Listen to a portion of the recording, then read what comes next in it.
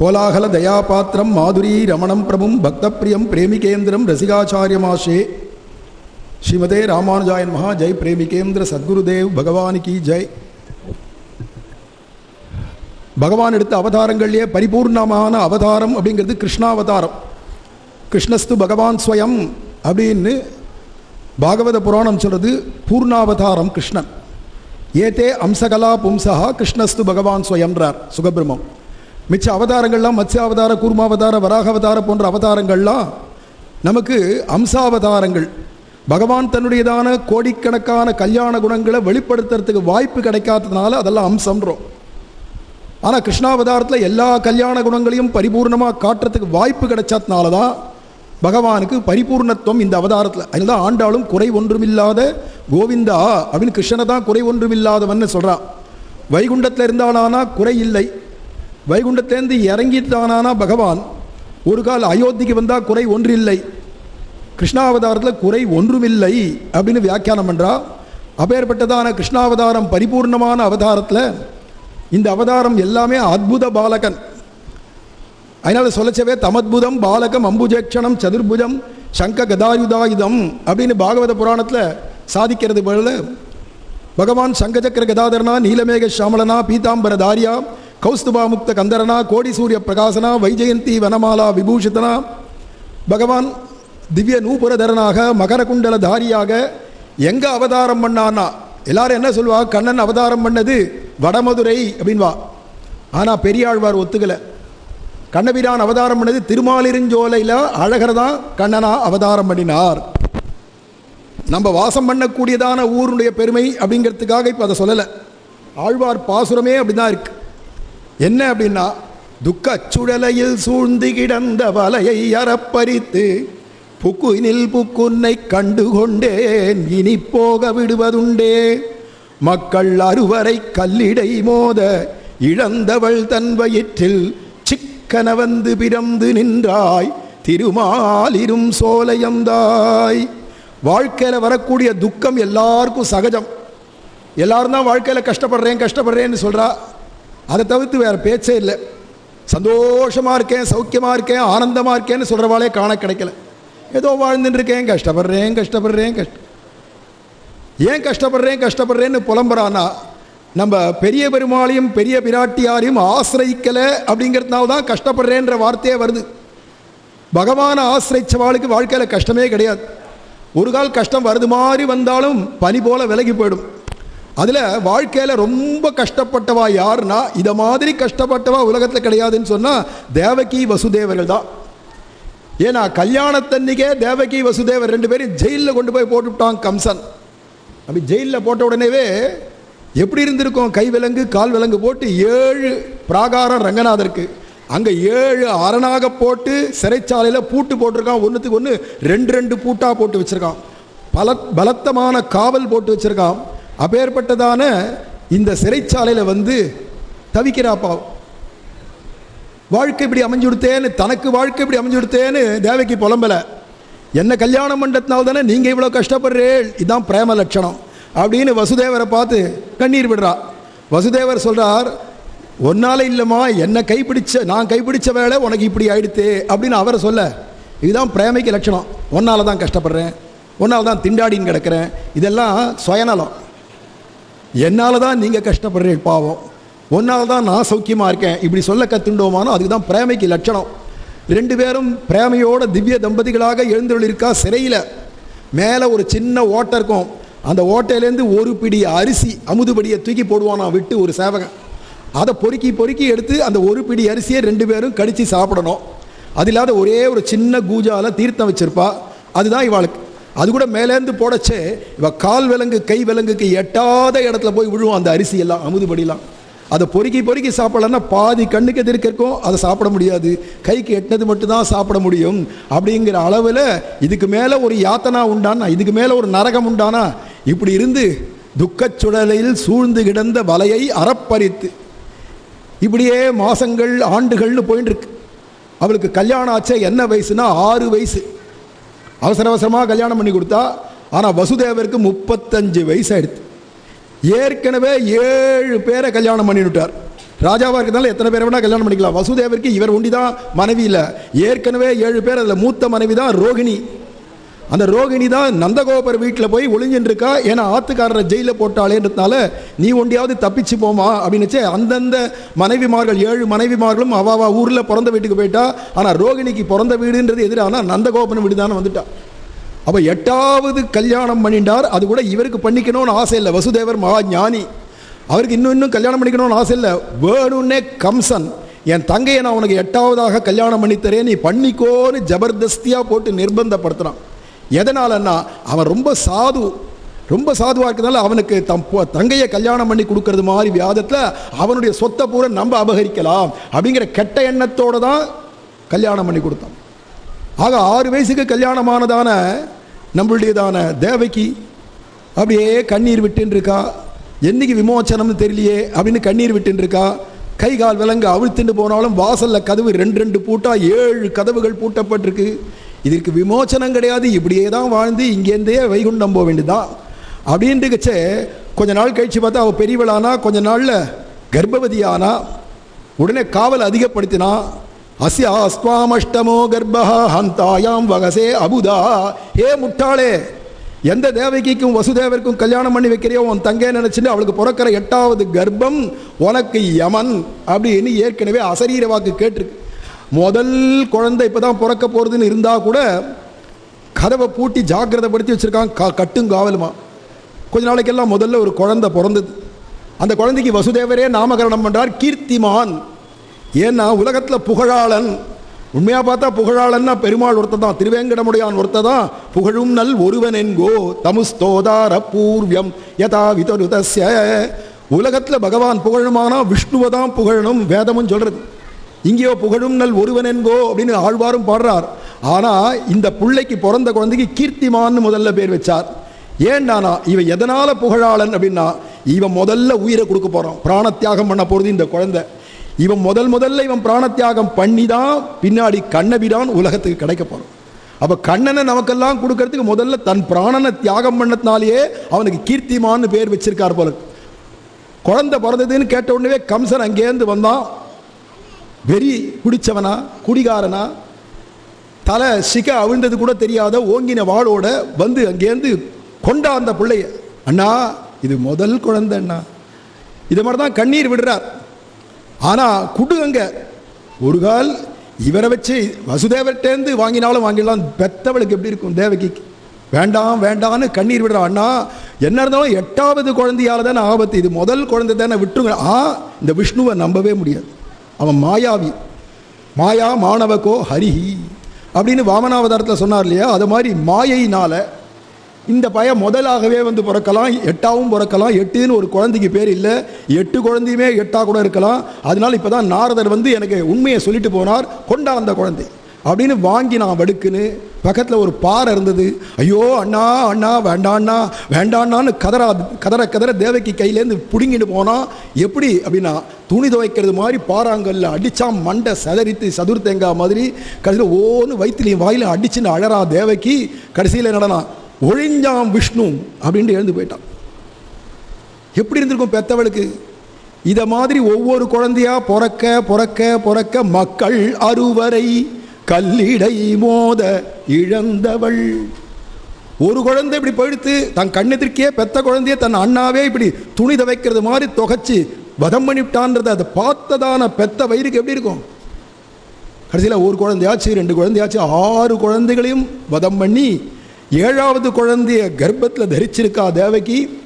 அப்போ பகவான் பார்க்கடலில் இருக்கிற எம்பெருமான் விஷ்ணு துர்கையாகிய மாயை நினைச்சா, அவ தோன்றினா. உடனே கச்ச தேவி விரஜம் பத்ரே கோப கோபீர் அலங்கிருதம், கிளம்பு. கோப கோபிகளாக அலங்கிருதமாக இருக்கக்கூடியதான அந்த நந்தகோபனுடையதான கோகுலத்தில் அங்கே இவனுடைய மூத்த மனைவி இருக்கா, வசுதேவனுடைய மூத்த மனைவி இருக்கா ரோகிணின்னு. அவளுடையதான கர்ப்பத்தில் இப்போ தேவகிக்கு 7வது கர்ப்பம் தெரிச்சிருக்காளே, இதை இது உரு கொலையாதபடி எடுத்துன்னு போய் அங்கே போய் சேர்த்துவிட்டு நீயே யசோதைக்கு பெண் பிள்ளையாக அவதாரம் பண்ணு. அப்படி நீ இந்த கைங்கரியத்தை எனக்கு பண்ணியானா கலியுகத்தில் உனக்கு சாமுண்டி, சண்டிகா, சாமுண்டி, சாரதா, அம்பிகா, கன்யா, இது குமாரி போன்றதான பலவேறு நாமதேயங்களில் எல்லாரும் கோவில் கட்டி வழிபடுவா அப்படின்னு வரத்தையும் பகவான் கொடுத்தா. அதனால தான் கலியுகத்தில் இவ்வளோ அம்மனுக்கு கோவில். பெருமாளுக்கு கோவில் இருக்கோ இல்லையோ, அம்மனுக்கு தான் நிறைய கோவில். ஏன்னா அதுவாக உண்டாயிடல பிரபாவத்தினால. பகவான் ஸ்ரீமன் நாராயணனுடைய அனுகிரகம் தான் தேவாளும் சௌக்கியமாக இருக்கு. அவளுக்கும் இவ்வளவு கொண்டாட்டம். கடைசியில் 7வது குழந்தை எப்படியோ கரு கலைஞ்சு போயிடுத்துன்னா நம்ப மாட்டேங்கிறான். அது எப்படி 7 குழந்தை முழுசாக பிறந்திருக்குச்சா, 6 குழந்தை பிறந்திருக்குச்சா, 7வது குழந்தை எப்படி கரு கலையும், நம்ப முடியாது அப்படின்னு சொல்ல, கடைசியில் சுபமான மங்களமான கால பரமசோபனகா, எல்லாருக்கும் மங்களகரமான பகவான் தானே ஸ்வயம் 8வது கர்ப்பமாக தேவகி கர்ப்பத்தில் பிரவேசிச்சான். சா தேவகி சர்வ ஜெகன்னிவாச நிவாச பூதாம் அப்படின்னு சொல்ல முடியாது. எவன் ஒருவன் அகிலாண்ட கோடி பிரம்மாண்டத்திலும் வியாபிச்சிருக்கானோ ததனு பிரவிஷ்யன்னு அந்த பகவானை தன் திருவயித்தில் மணி வயிற்றில் வச்சுருக்காளே தேவகி. அதுதான் ஒருத்தி மகனாய் பிறந்து நான் ஆண்டாள். அதனால என்னாச்சுன்னா அவளே சர்வ தேவதாமயம் அப்படின்னு ஆயிட்டாளாம். ஏன்னா தேவாதி தேவன் வயிற்றில் இருக்கச்சு. 8வது குழந்தை தான் விஷ்ணு அவதாரம் பண்ண போறான்னு அசரீர வாக்கு தெரியுமா இருக்கனால தேவக்கியும் வைர தடவி பார்த்துட்டுருக்கா, வைர தடவி பார்த்துட்டுருக்கா. இந்த ஒரு குழந்தையாவது நமக்கு மிஞ்சுமா அப்படின்னு எதிர்பார்த்துட்டு தவிச்சுட்டு இருக்கா, கண்ணீர் விட்டுன்னு இருக்கா. அந்த சமயத்தில் ஹே பிரபோ நாராயணா, எனக்கு என்ன புகழ், எனக்கு என்ன கதி, நீ சொல்லு, உன்னை தவிர எனக்கு யார் இருக்கா?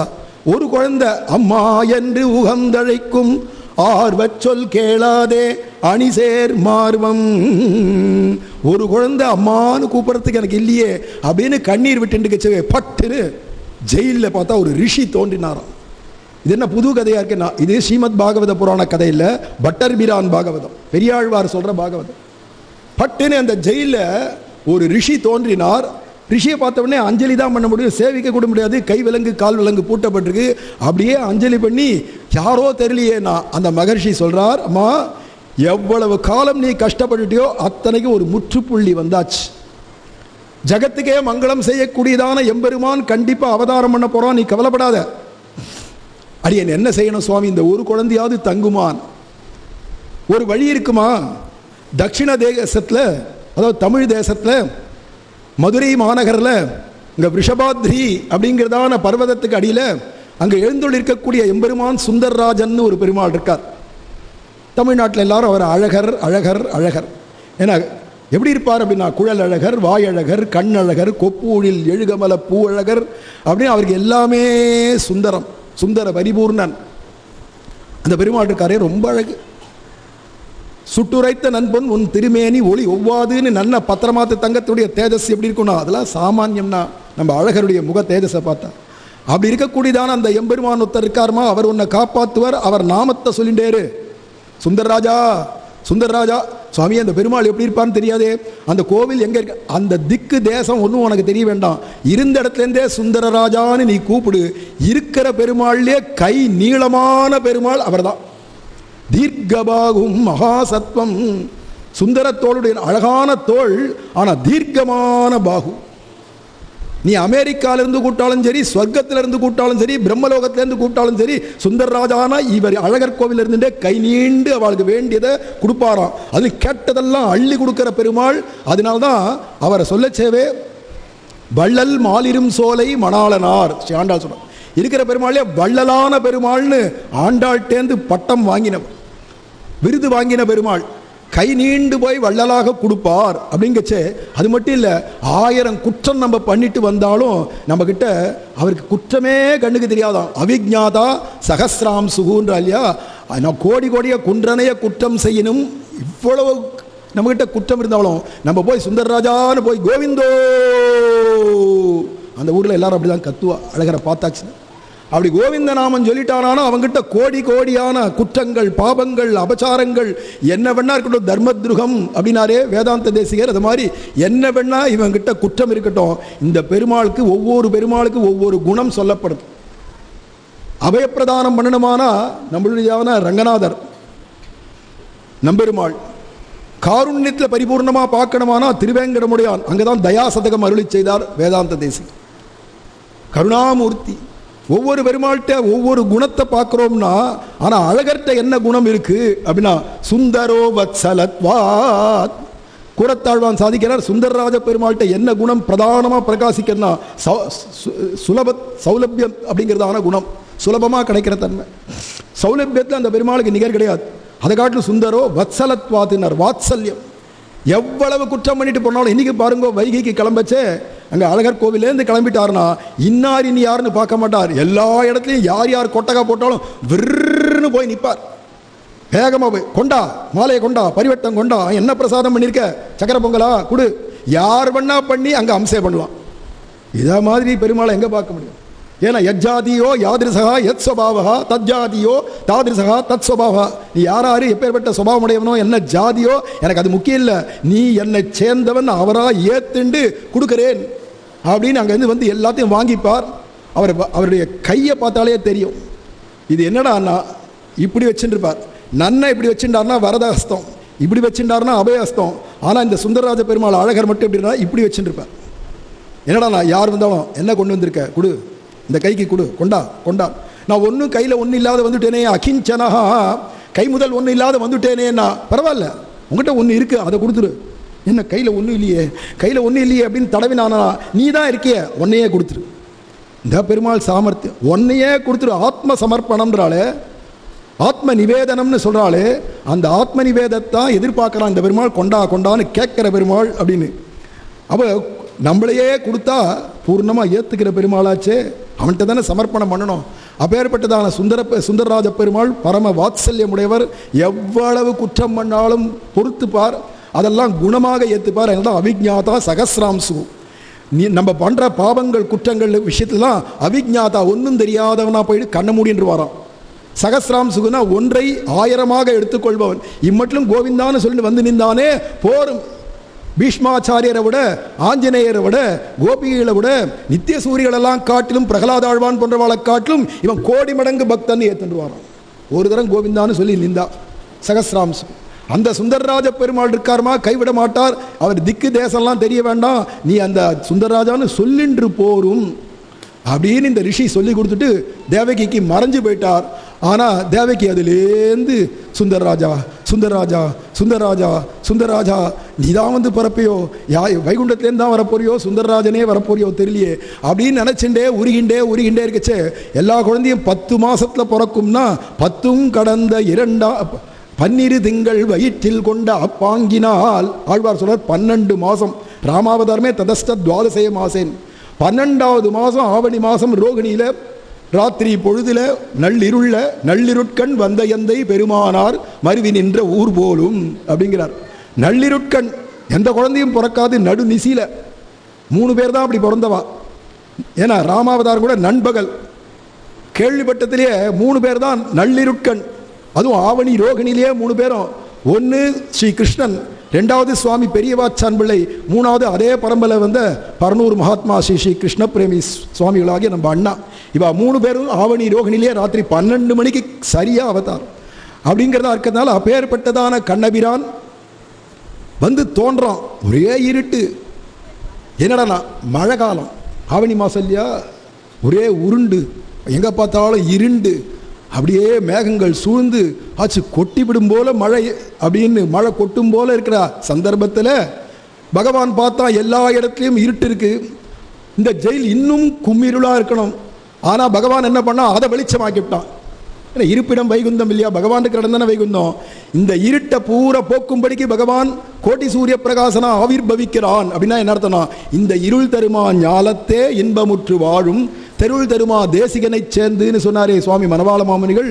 அதை மாதிரி இந்த தமோ லோகத்தில் ஒரு பிரகாசம் எங்கடானா திவ்ய தேசங்களில் தானே. அதில் தானே பகவான் உலகில் தோற்றமாய் நின்ற சுடர்னு சொல்கிற ஆண்டாள்.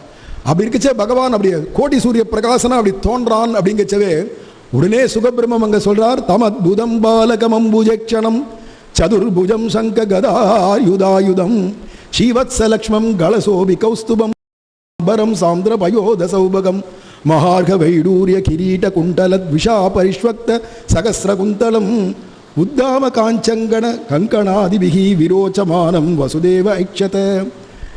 வர்ணிச்சு மாளாது. இப்போ வந்த பெருமாள் யாருடானா, பகவான் க்ஷீராப்தியை விட்டுட்டு இறங்கி வந்தான் அப்படின்னு எல்லாரும் நினைப்பா. புராணத்தில் ரிஷின்னு சொல்றார், வைகுண்டேது பரேலோகே ஷியாசார்த்தம் ஜெகத்பதின்னு இருக்கிற எம்பெருமான் அந்த க்ஷீரார்ணவ நிகேதனகா நாகபரியங்கம் உத்ஸ்ருஜ்ய ஆகதோ மதுராம்புரின்னு சொல்லியிருக்கச்சே. ஆனால் நம்ம பெரியாழ்வார் அதை ஒத்துக்கலை.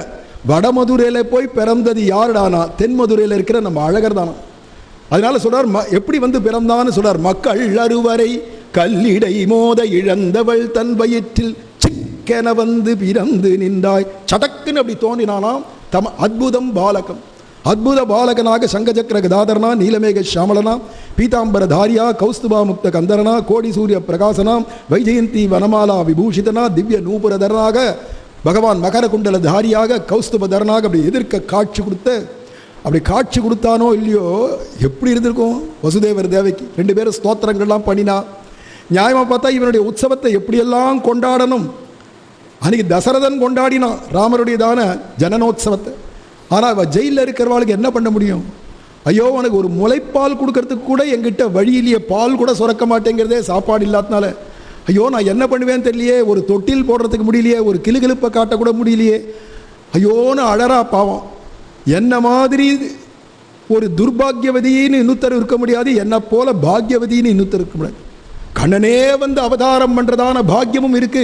ஆனால் அவனை லாலனம் பாலனம் பண்ணுறதுக்கான பாக்கியம் இல்லாதவளா போயிட்டேனே அப்படின்னு அழறா, புலம்பரா, எடுத்து கொஞ்சிக்கிறா. இன்னும் கொஞ்ச நாளில் பார்த்தா கம்சம் வந்துடுவானே தெரிஞ்சுண்டு அப்படிங்கச்சே. உபசம்மர விஷ்ணோத்வம், உன்னுடைய அதிகப்படியான கைகளையும் திவ்யமான இந்த ஆயுதங்கள் சங்கு சக்கரங்கள் எல்லாத்தையும் மறைச்சுக்கோ கிருஷ்ணான்னா, ஒரு குழந்தை ஆயிடணும்னு பிரார்த்தனை பண்ணிட்டா.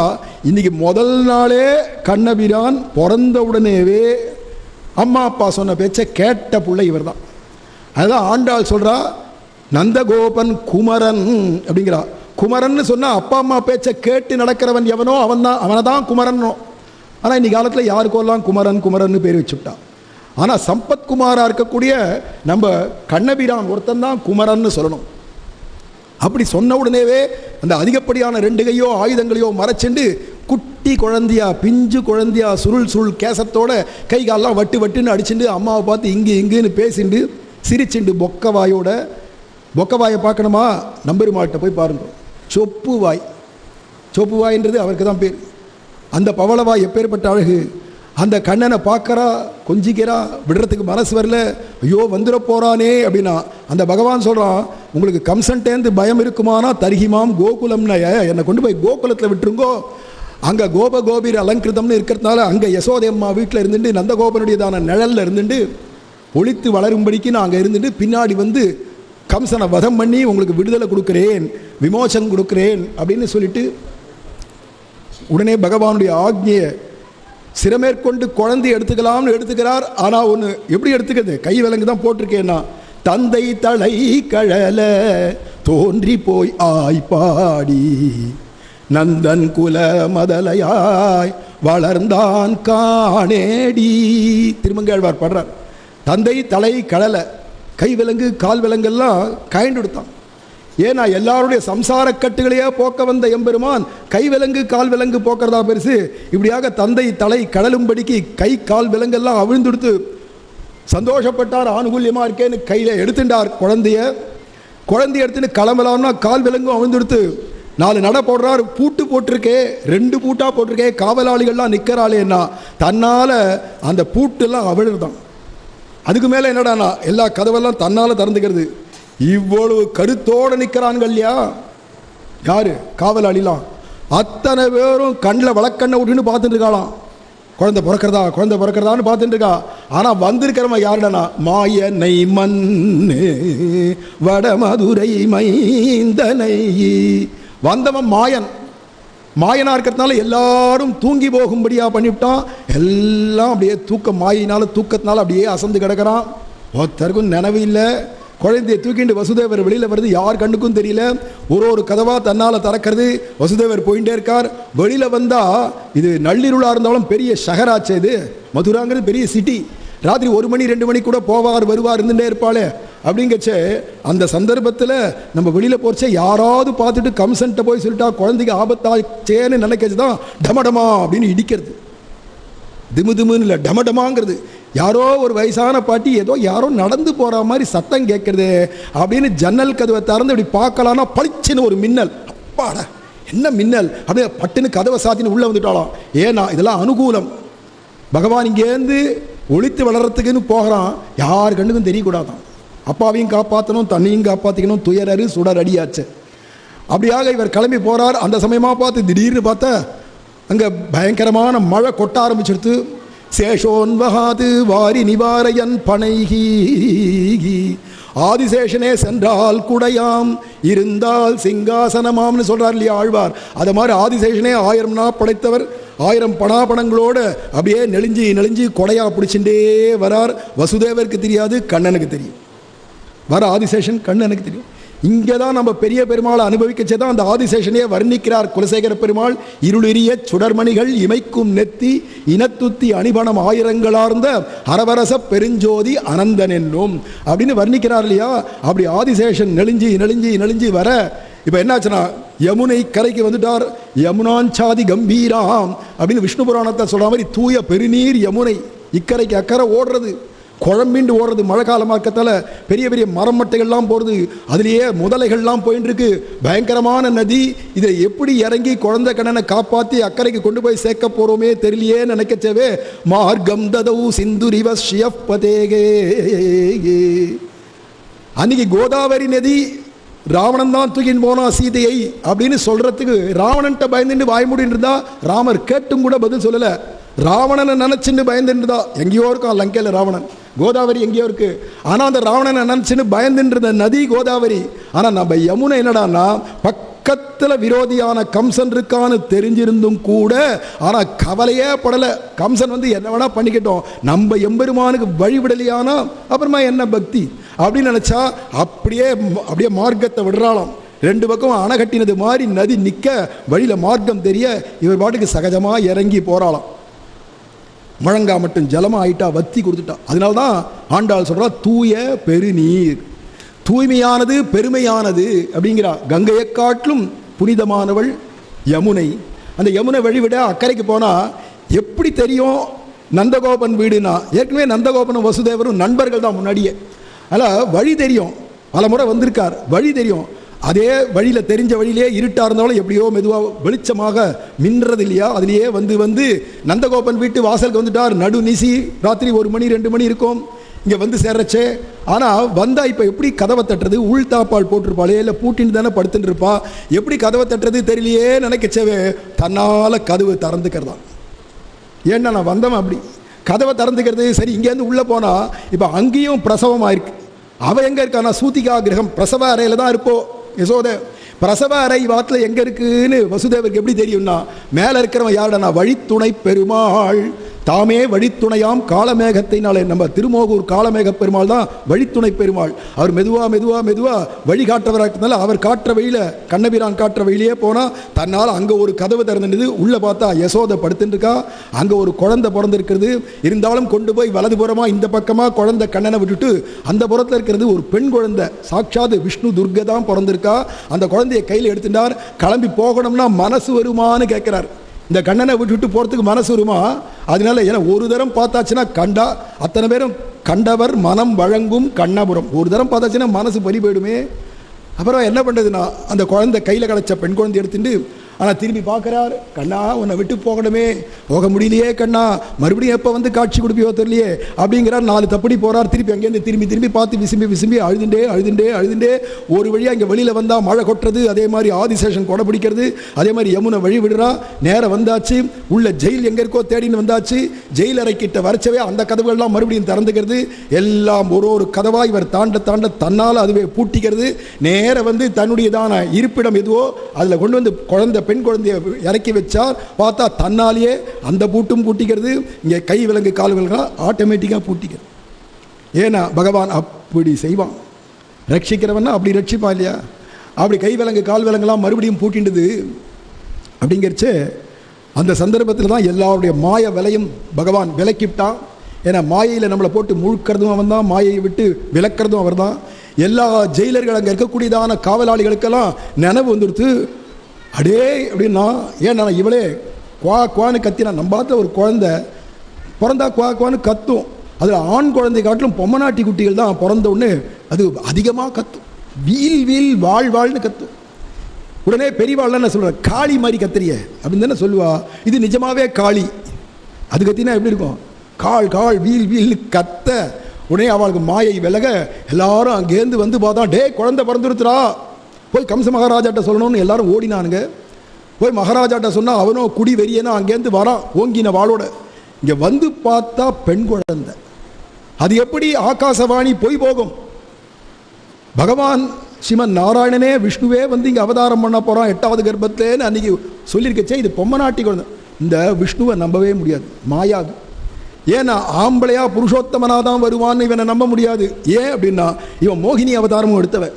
அதில் பெண் பிள்ளையாக கூட பிறந்திருக்கலாம். அதனால இது ஆணோ பொண்ணோ அது முக்கியமில்லை, 8வது கர்ப்பம், இதை வதம் பண்ணியே ஆகணும் அப்படின்னு போய் வடுக்குன்னு புடுங்கலான்னு தேவகி கிட்டேருந்து போனா, அவள் தேவகி பாவம் கெஞ்சரா, அண்ணா பகவான் விஷ்ணுவாக இருந்தால் ஆண் குழந்தைன்னா பிறந்திருக்கோம், இது பொன் குழந்தைன்னா பாவம் விட்டுருங்கோ, இது பொன் குழந்தைன்னு எவ்வளவு சொன்னாலும் கேட்காத இந்த விஷ்ணுவை நம்ப முடியாது, மாயாவியா இருக்கிறதுனால கொண்டா அப்படின்னு வடுக்குன்னு பிடிங்கினா வீல்னு இவாளரா.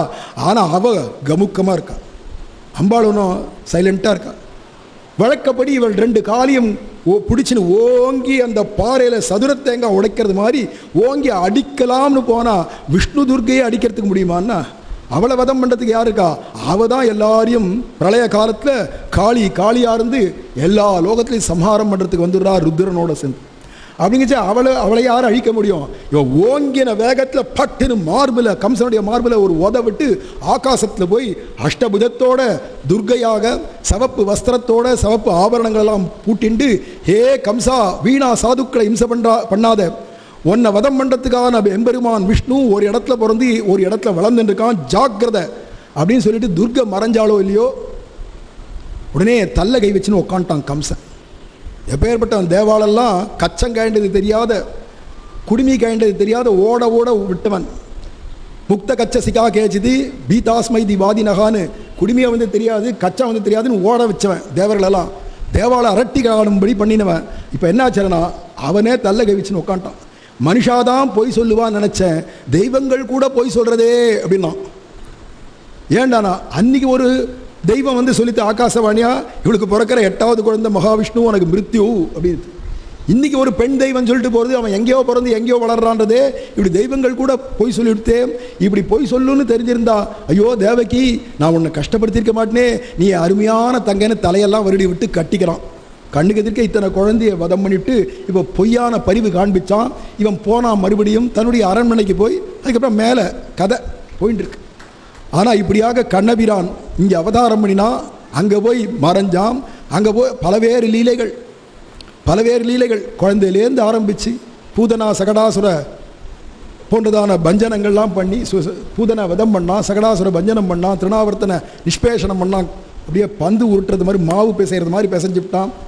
இப்படியெல்லாம் ஒரு வயசுக்குள்ளாலேயே முடிஞ்சு கர்காச்சாரியர் இவனுக்கு நாராயணன், வாசுதேவன், கிருஷ்ணன் அப்படின்னு 3 பேரை வைக்க, பிறகு அதில் எல்லாரும் கிருஷ்ணன்ற திருநாமத்தையே ஏற்றுட்டா.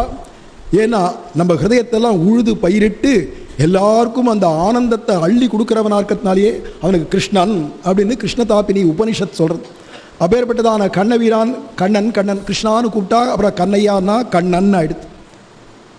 ஆனால் நம்ம பெரியாழ்வார் சொல்கிறார், பிறந்தது எங்கடான்னா நம்ம திருமாலிருஞ்சோலை. அந்த திருமாலிருஞ்சோலையில் ராத்திரியாக போய் வளர்ந்தான் இல்லையா கோகுலம். அந்த கோகுலம் எதிரானா பக்கத்துலேயே இருக்கக்கூடிய நம்ம திருக்கோஷ்டியூர் தானா. திருக்கோஷ்டியூர் தான் கோகுலம். வண்ணமாடங்கள் சூழ் திருக்கோட்டியூர் கண்ணன் கேசவன் நம்பி பீரந்தீனில் அப்படின்னு நம்ம தட்சிண தேசத்திலேயே பிரஜபூமியை காட்டி கொடுத்தவா பெரியாழ்வாரும் ஆண்டாளும். இதெல்லாம் சரித்திரபூர்வமாக ஊர் பேர் பூர்வமாக நிரூபணம் பண்ணலாம். பெரியாழ்வார் ஒன்றும் ஆண்டாள் ஒன்றும் சாமானியமாக சொல்ல. பிருந்தாவனம் அப்படின்னா எதிரானா ஸ்ரீவில்லிபுத்தூர் தான். பிருந்தாவனத்தே கண்டோமே. கோவர்தனமெனும் கொற்றக்குடை எதிரானா நம்ம அழகர் மலை தான். கோகுலம் எதிரானா திருக்கோஷ்டியூர் தான். இதுக்கு மேலே அங்கே இருக்கக்கூடிய தாளவனம், அங்கே இருக்கக்கூடியதான பிரமரவனம் என்னென்ன உண்டோ எல்லாத்துக்கும் இன்றைக்கி அதே பேரில் தமிழ்நாட்டில் இருக்குது. ஏன்னா பனையூர் அதுதான் தாளவனத்துக்கு பேர், பனையூர் பனமரம். அதே மாதிரி பிரமரவனம் அப்படின்னு ஒன்று உண்டு பிருந்தாவனத்தில், இன்றைக்கி வண்டியூர் அப்படின்னு பேர்லேயே இருக்குது. அங்கே வந்து அரிஷ்டாசுரனை வதம் பண்ணார் அப்படிங்கிற வனம் இருக்குது. இங்கே அரிட்டாப்பட்டின்னு இருக்குது. அதே மாதிரி அங்கே கிரிதர கோபாலன் எந்த ஒரு மலையை தூக்கி பிடிச்சான்னு சொல்கிறோமோ அதே இங்கே கோவர்தன மலைக்கு மேலே நம்ம அழகர் மலை பக்கத்துலேயே ஒரு கிராமத்துக்கு பேர் கிரிதாரிப்பட்டினே பேர். கிரிதாரிப்பட்டி தான் கிடாரிப்பட்டின்னு பேர் மாறிடுத்து. இப்போ கிரிதாரிப்பட்டி இதை மாதிரி எடுத்து பார்த்தேன்னா பகவான் அலங்காரம் சிங்காரம் பண்ணிக்கிற இடம் அலங்காநல்லூர்னு தமிழ்நாட்டில். சிங்கார வனம்னு அங்கே பேர். அப்படி அப்படியே இருக்குது. அத்தனை வனங்களும் பிருந்தாவனத்தில் இருக்கிற வனத்துடைய பேரெல்லாம் மதுரையில் இருக்குது வட்டாரத்தில் அப்படிங்கிறத நிரூபணம் பண்ணலாம். அப்படியாக பகவான் பலவேறு விளையாட்டுகளை காட்டை நாடி தேனுகனும் களிரும் பொன்றும் உடன்மடிய வேட்டையாடி வருவானை பிருந்தாவனத்தை கண்டோமேனு பிருந்தாவன காட்டிலையும் போய் பலவேறு விதமான லீலைகள் பண்ண, அதில் பலவேறு ஆபத்துகள் வர, அத்தனை கம்சனால் அனுப்பப்பட்ட அசுரலையும் வதம் பண்ணிட்டு கடைசியில் கோவர்தன மலையை தூக்கி கொடையா பிடிச்சி ஊரை காப்பாற்றி காளியன் மேலே நர்த்தனமாடி காளியனை அப்புறப்படுத்தி விலக்கி கடைசியில் ராசலீலையாக ஸ்படிகமய கோபி மண்டலதாம் கோபி கோபி மத்திய மரகத ஷாம் அப்படின்னு சொல்லும்படி ஒரு கோபி ஒரு கண்ணன் ஒரு கோபி ஒரு கண்ணன் மண்டலமிட்டு ராசக்கிரீடையை பண்ணி 10 வயசு முடிஞ்ச உடனே அக்ரூரர் மூலமாக மதுராவில் போய் அந்த கஞ்சன் குஞ்சு பிடித்தடித்த பெருமாள் அப்படின்னு பெரிய பெருமாள் நம்பெருமாளுக்கு ஒரு விருது. அந்த கம்சனுடைய கத்து குடுமியை பிடிச்சி சொயட்டி நடு மண்டபத்தில் கீழே தள்ளி அவனுடைய வயிற்றில் தொப்புன்னு குதிச்சான் அகிலாண்ட கோடி பிரம்மாண்ட நாயகன் உலகமுண்ட பெருவாயன். அப்படி குதிச்சானோடைய வாயிலேருந்து நுறையா ரத்தத்தை கக்கிண்டு என்ன கூட வதம் பண்ணுறதுக்கு யார் அந்த குழந்தை யார் அந்த மனுஷன் அப்படின்னு இப்படி கண்ணை முழிச்சு பார்க்குறான். முழி பிதங்கி உயிர் போகிற சமயம் ததர்ச சக்கராயுதமக்ரதோயா அவனுக்கும் கூட சக்கரபாணியாக காட்சி கொடுக்க கடைசியில் அவனுடைய ஆத்மா கூட பிரிஞ்சு கண்ணனுடைய திருவடி தாட்பால் அடைந்த தன்மை அறிந்தாரை அறிந்துமே. கடைசியில் அந்த கம்சன் கூட திருவடியில் வந்து சேர்ந்துவிட்டான். அவனுக்கும் இப்படி விரோதியாக இருந்தானேனா ஆசீனகா சம்பிசன்னு திஷ்டன்னு புஞ்சானகா பரியட்டன் மயின்னு உக்காண்டாலும் நின்றாலும் எழுந்தாலும் விஷ்ணு விஷ்ணு விஷ்ணு அப்படின்னு அவன் பண்ண பக்தி இருக்கே. மற்றவெல்லாம் பிரேம பக்தி பண்ணுவான், அவன் பயபக்தி பண்ணியிருக்கான். பயந்து பயந்து தூக்கி தூக்கி போட இப்படியே கிருஷ்ணன் நாமத்தையே விஷ்ணு நாமத்தையே சொல்லிட்டு இருந்தான். அதனாலேயே உயிர் போகிற சமயத்தில் பகவானும் காட்சி கொடுத்தான். உயிர் பிரிஞ்சது, போய் சேர்ந்துட்டான். அவனும் வைகுண்டம் போயிட்டான். அப்புறமா அங்கே அவருடைய தகப்பனாராக இருக்கிற உக்ரசேன மகாராஜரை விடுதலை பண்ணி அவரையே மன்னராக பண்ணி அவருக்கு சேவகம் பண்ணுறது போல இருக்கச்சவே கம்சனுடைய மாமனார் ஜராசந்தன் 18 அட்சகுனி சேனத்தை கொண்டு வந்து மதுராவத் முற்றுகையிட ஒவ்வொரு தரமாக தோத்து ஓடும்படியாக பண்ணி அவன் தனி ஒருவனாக அவனை அனுப்பிச்சு வைக்க மறுபடியும் துஷ்டாலெல்லாம் அழைச்சிட்டு வருவான். திருப்பி எல்லாரையும் வதம் பண்ணிட்டு இவனை மட்டும் உயிரோடு விடுவான். இப்படியே பல முறை வந்து கடைசியில் அந்த ஜராசந்தன் வந்து இவனை எப்படியாவது கிருஷ்ணனை பிடிக்கணும்னு நினைக்கிச்சே பகவான் பட்டினி இங்கேருந்து மறைஞ்சான். ஆகாச மார்க்கமாக அங்கே ஏற்கனவே விஸ்வகர்மா மூலமாக துவாரகை அப்படிங்கிற பட்டணத்தை மேற்கு சமுத்திரத்தில் மத்தியில் தீவில் நிர்மாணம் பண்ணி ஆச்சரியம். கிருஷ்ணாவதாரமே அற்புதம், எல்லாமே அற்புதம் தான். கேட்க தான் முடியும், ஒன்று கூட அனுஷ்டிக்க முடியாது. கேட்டு ஆனந்தப்படனமான கிருஷ்ணாவதாரம், ஆனால் கத்துண்டு அனுஷ்டிக்கனமான ராமாவதாரம். கற்பார் ராமபிரான எல்லால் மற்றும் கற்பரோ கேட்பார் கேசவன் கீர்த்தி எல்லால் மற்றும் கேட்பார் அப்படின்னு ஆழ்வார் காட்டி கொடுக்குறார் இல்லையா. அந்த துவாரகை பட்டணத்தை ராத்திரியா விஸ்வகர்மா நிர்மாணம் பண்ணி அதில் எம்பெருமான் துவாரகாதீசன் அப்படிங்கிற பேரில் அங்கே எல்லாரும் தூங்கிட்டு இருந்தார். ராத்திரி மதுராவில் ஊர் ஜனங்கள் அத்தனை பேர் யாதவாளையும் ராத்திரியா தூங்கிட்டு இருந்தவாளை மாயினால் துவாரகையில் கொண்டு போய் சேர்க்க அவளுக்கு பெரிய பெரிய தான பவனங்களை கொடுத்து பகவான் ஆச்சரியமான லீலை. எல்லாரும் தூங்கினது மதுராவில் கண்ணை விழிச்சு பார்த்தா பெரிய பட்டணம் ஜோன்னு அலைமேல அலையா மேற்கு சமுத்திரம் பெரிய நகரம். எல்லா ஆத்துக்கும் வேண்டிய கிரகப்பிரவேசத்துக்கு ஒவ்வொரு ஆத்துக்கும் பிரகஸ்பதி ஆத்து வாத்தியார் ஒரு வீட்டுக்கும் என்ன சிருஷ்டி பண்ணானோ தெரியல. இத்தனை பிராமணால் அத்தனை பேர் வீட்டு வாசலையும் பார்த்தா வாழை மர தோரணங்களோட கட்டப்பட்டிருக்கு. எல்லாம் சஜ்ஜமாக இருக்கு. கிரகப்பிரவேசனா வேண்டிய சாமான்கள் எல்லாம் சஜ்ஜமாக இருக்கு. ஒவ்வொரு வீட்டிலும் விருந்து அப்படின்னா பிரசாதங்கள்லாம் தயாரா இருக்கு. எல்லா சிருஷ்டி தான், ஒண்ணுமே புரியல ஊர் உலகத்தில். தேவகி வசுதேவர் மட்டும் ஐயோ இன்னைக்கு புது வீடா இருக்கே கிரகப்பிரவேசம்னு சொல்றாளே, நம்ம குழந்தை கண்ணனையும் பலராமனையும் காணுமேன்னு பார்த்தா என்னைக்குமே சமயத்துக்கு வந்து நிற்கிறவன் தான் பகவான். ஊருக்கு முன்னாடியே வந்து மாப்பிள்ளை வாங்க மாப்பிள்ளை கொஞ்சம் பச்சை மிளகா வேணும் போய் வாங்கிட்டு வாங்க அப்படின்னு ஊருக்கு முன்னாடி போனான். மாப்பிள்ளைன்னா அழகிய மணவாளன், சமயத்துக்கு வந்து நிற்பான். முன்னாடியும் வரமாட்டான், பின்னாடியும் வரமாட்டான். எந்த சமயத்துக்கு சுவாமி வருவான்னா சின்ன சின்ன ஆபத்துக்கெல்லாம் வரமாட்டான், தாமே வழித்துணையாம். ஏன்னா பிராணப்பிரயாண சமயத்தில் வந்து நிற்பார் அஞ்சேல் அப்படின்னு. அப்பேற்பட்ட பகவான் இப்ப வந்து ஜல்லுன்னு தோன்றினான். உடனே அவனுக்கு ஸ்வாகதம் சொல்லி வரவேற்றா. ஆலத்தை எடுத்து உள்ள கிரகப்பிரவேசம் ஆச்சு. கண்ணனுக்கு இப்ப 12 வயசு ஆயிடுத்து. மூத்தவரான பலராமருக்கு கல்யாணம் ஆயிடுத்து. ஏற்கனவே ரைவதராஜனுடைய புத்திரியான ரேவதியோட ஆச்சு. நம்ம கண்ணனுக்கு 12 வயசு ஆயிடுத்து. இவனுக்கு ஏத்த குஞ்சல குட்டியான பொண்ணு எங்க பிறந்திருக்காளோ தெரியலையே. ஒரு நல்ல பொண்ணா பார்த்து நம்ம வேணா பார்த்து கல்யாணம் பண்ணி வச்சுட்டு நாளைக்கு பேர் வாங்கலாம் இல்லையா. அங்கே விஸ்வாமித்திரம் வாங்கிட்டது மாதிரி நான் தான் ராமருக்கே கல்யாணம் பண்ணி வச்சேன் அப்படின்னு சொல்லிக்கிறதுக்கு மாதிரி நமக்கு கிடைக்குமான அவாவா பொண்ணு பார்க்க ஆரம்பிச்சுட்டா கிருஷ்ணனுக்கு. ஏண்டி உங்கள் காலத்தில் ஒரு பொண்ணு இருந்தா சொல்லிடி கண்ணனுக்கு, உங்கள் காலத்தில் ஏதாவது உறவு காலத்தில் இருக்கான்னு அவாவா பேச ஆரம்பிச்சுட்டா. ஏன்னா 12 வயசு அந்த காலத்தில் கல்யாண பருவம். ஆனால் இங்கே ஆச்சரியம் என்னன்னா பொண்ணும் பையனுமே ஒருத்தர் முடிவு பண்ணிவிட்டான் கல்யாணத்தை. ஏன்னா பார்த்து பெரியவர்களால் நிச்சயிக்கப்பட்டெல்லாம் இனிமே காலத்தில் நடக்க போகிறது இல்லை, அதுக்கு நம்மளே வழிகாட்டுவோன்ற மாதிரி ஆயிடுத்து போல இருக்கு. விதர்ப தேசம் அதில் குண்டின நகரம் அப்படிங்கிறது இப்போ மகாராஷ்டிராவில் இருக்கே, மகாராஷ்டிரா தான் விதர்ப தேசமே. அதில் குண்டின நகரம்னு ஒன்று இருக்குது. அந்த குண்டின நகரத்தில் இருந்த ரிஷி தான் கௌண்டின்யர். இப்போ கௌண்டினிய கோத்திரத்தாள்னு சொல்கிறோமே, அந்த மகாராஷ்டிராவில் இந்த விதர்ப தேசம் தான். அந்த விதர்ப தேசத்தில் பீஷ்மகன் ஒரு ராஜா இருந்தான். அந்த பீஷ்மக ராஜனுக்கு ராஜாசீத் பீஷ்மகோ நாம விதர்பாதிபதிர் மகானு.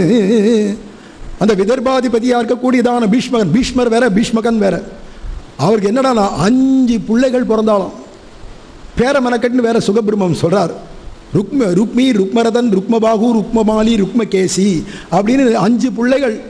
எல்லாம் துருபிடிச்ச இரும்பு, எல்லாம் துருபிடிச்ச இரும்பு.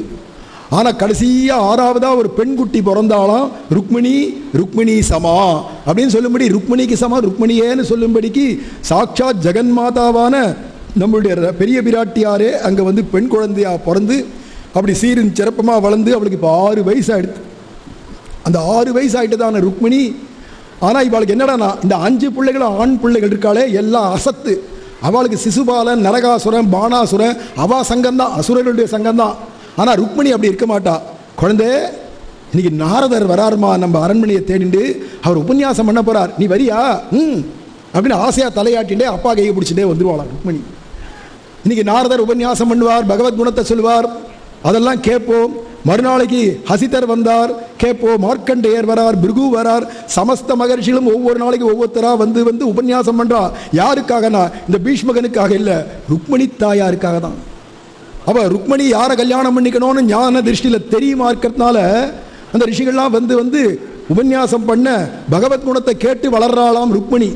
சத் சங்கத்தில் நம்ம குழந்தைகளை வளர்த்தா தான் குழந்தைகள் சத்தா இருக்கும், நன்மக்களா இருக்கும். இல்லைன்னா அசத்தா தான், அசத்து பிள்ளைகளாக தான் இருக்கும். அப்புறமா பக்தி மார்க்கத்துக்கே வராது. குழந்தையிலேருந்தே வளர்க்கணும் இல்லையா சத் சங்கத்தை.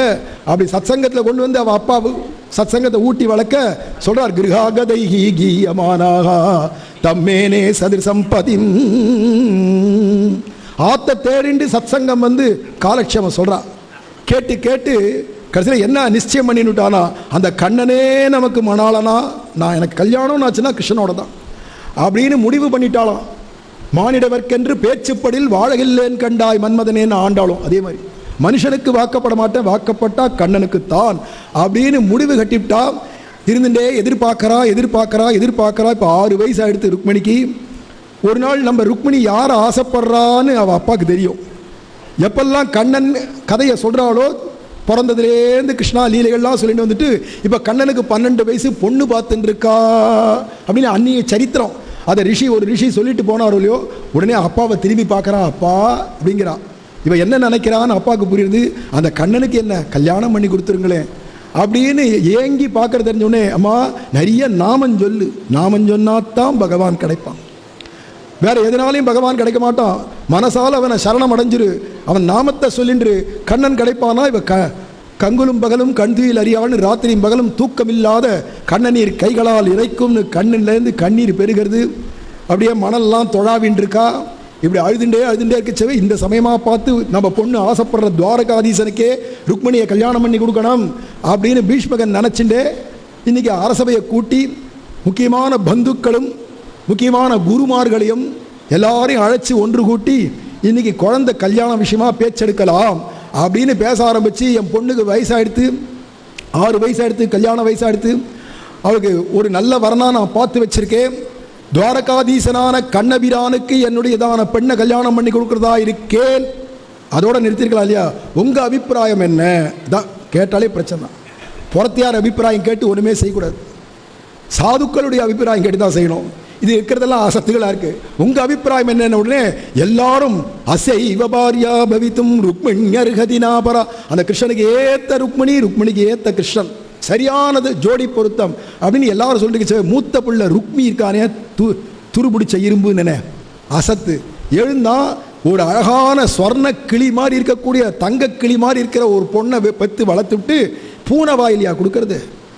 உடனே அவன் நடு சபைன்னு கூட பார்க்காத வாய்க்கு வந்தபடி பேசலாம் கிருஷ்ணனை. அவன் சரியான பேடி. நாங்கள்லாம் எப்படி க்ஷத்ரியாளாக இருந்து இப்படி நகரத்தில் வாழறோமோ, ஆனால் நரகத்தில் தான் வாழ்ந்துட்டு இருக்கா சொல்லிக்கிறான். நகரத்தில் வாழறோமோ அதை மாதிரி இல்லாத பயந்தாங்குழியாக எங்கேயோ சமுதிரத்துக்கு மத்தியில் போய் கோட்டையை கட்டின்னு உட்காந்துருக்கான். கேட்டால் பெரிய ராஜாதிராஜன் பெருமை பேசிக்கிறான். என்னுடைய தங்கை எப்படி இருக்கா பாருங்க, ஹிரண்யவர் நாம் ஹரிணீம்னு சொல்லும்படியா தங்க ரேக்குக்கு இருக்கா. அவனோ கருப்ப.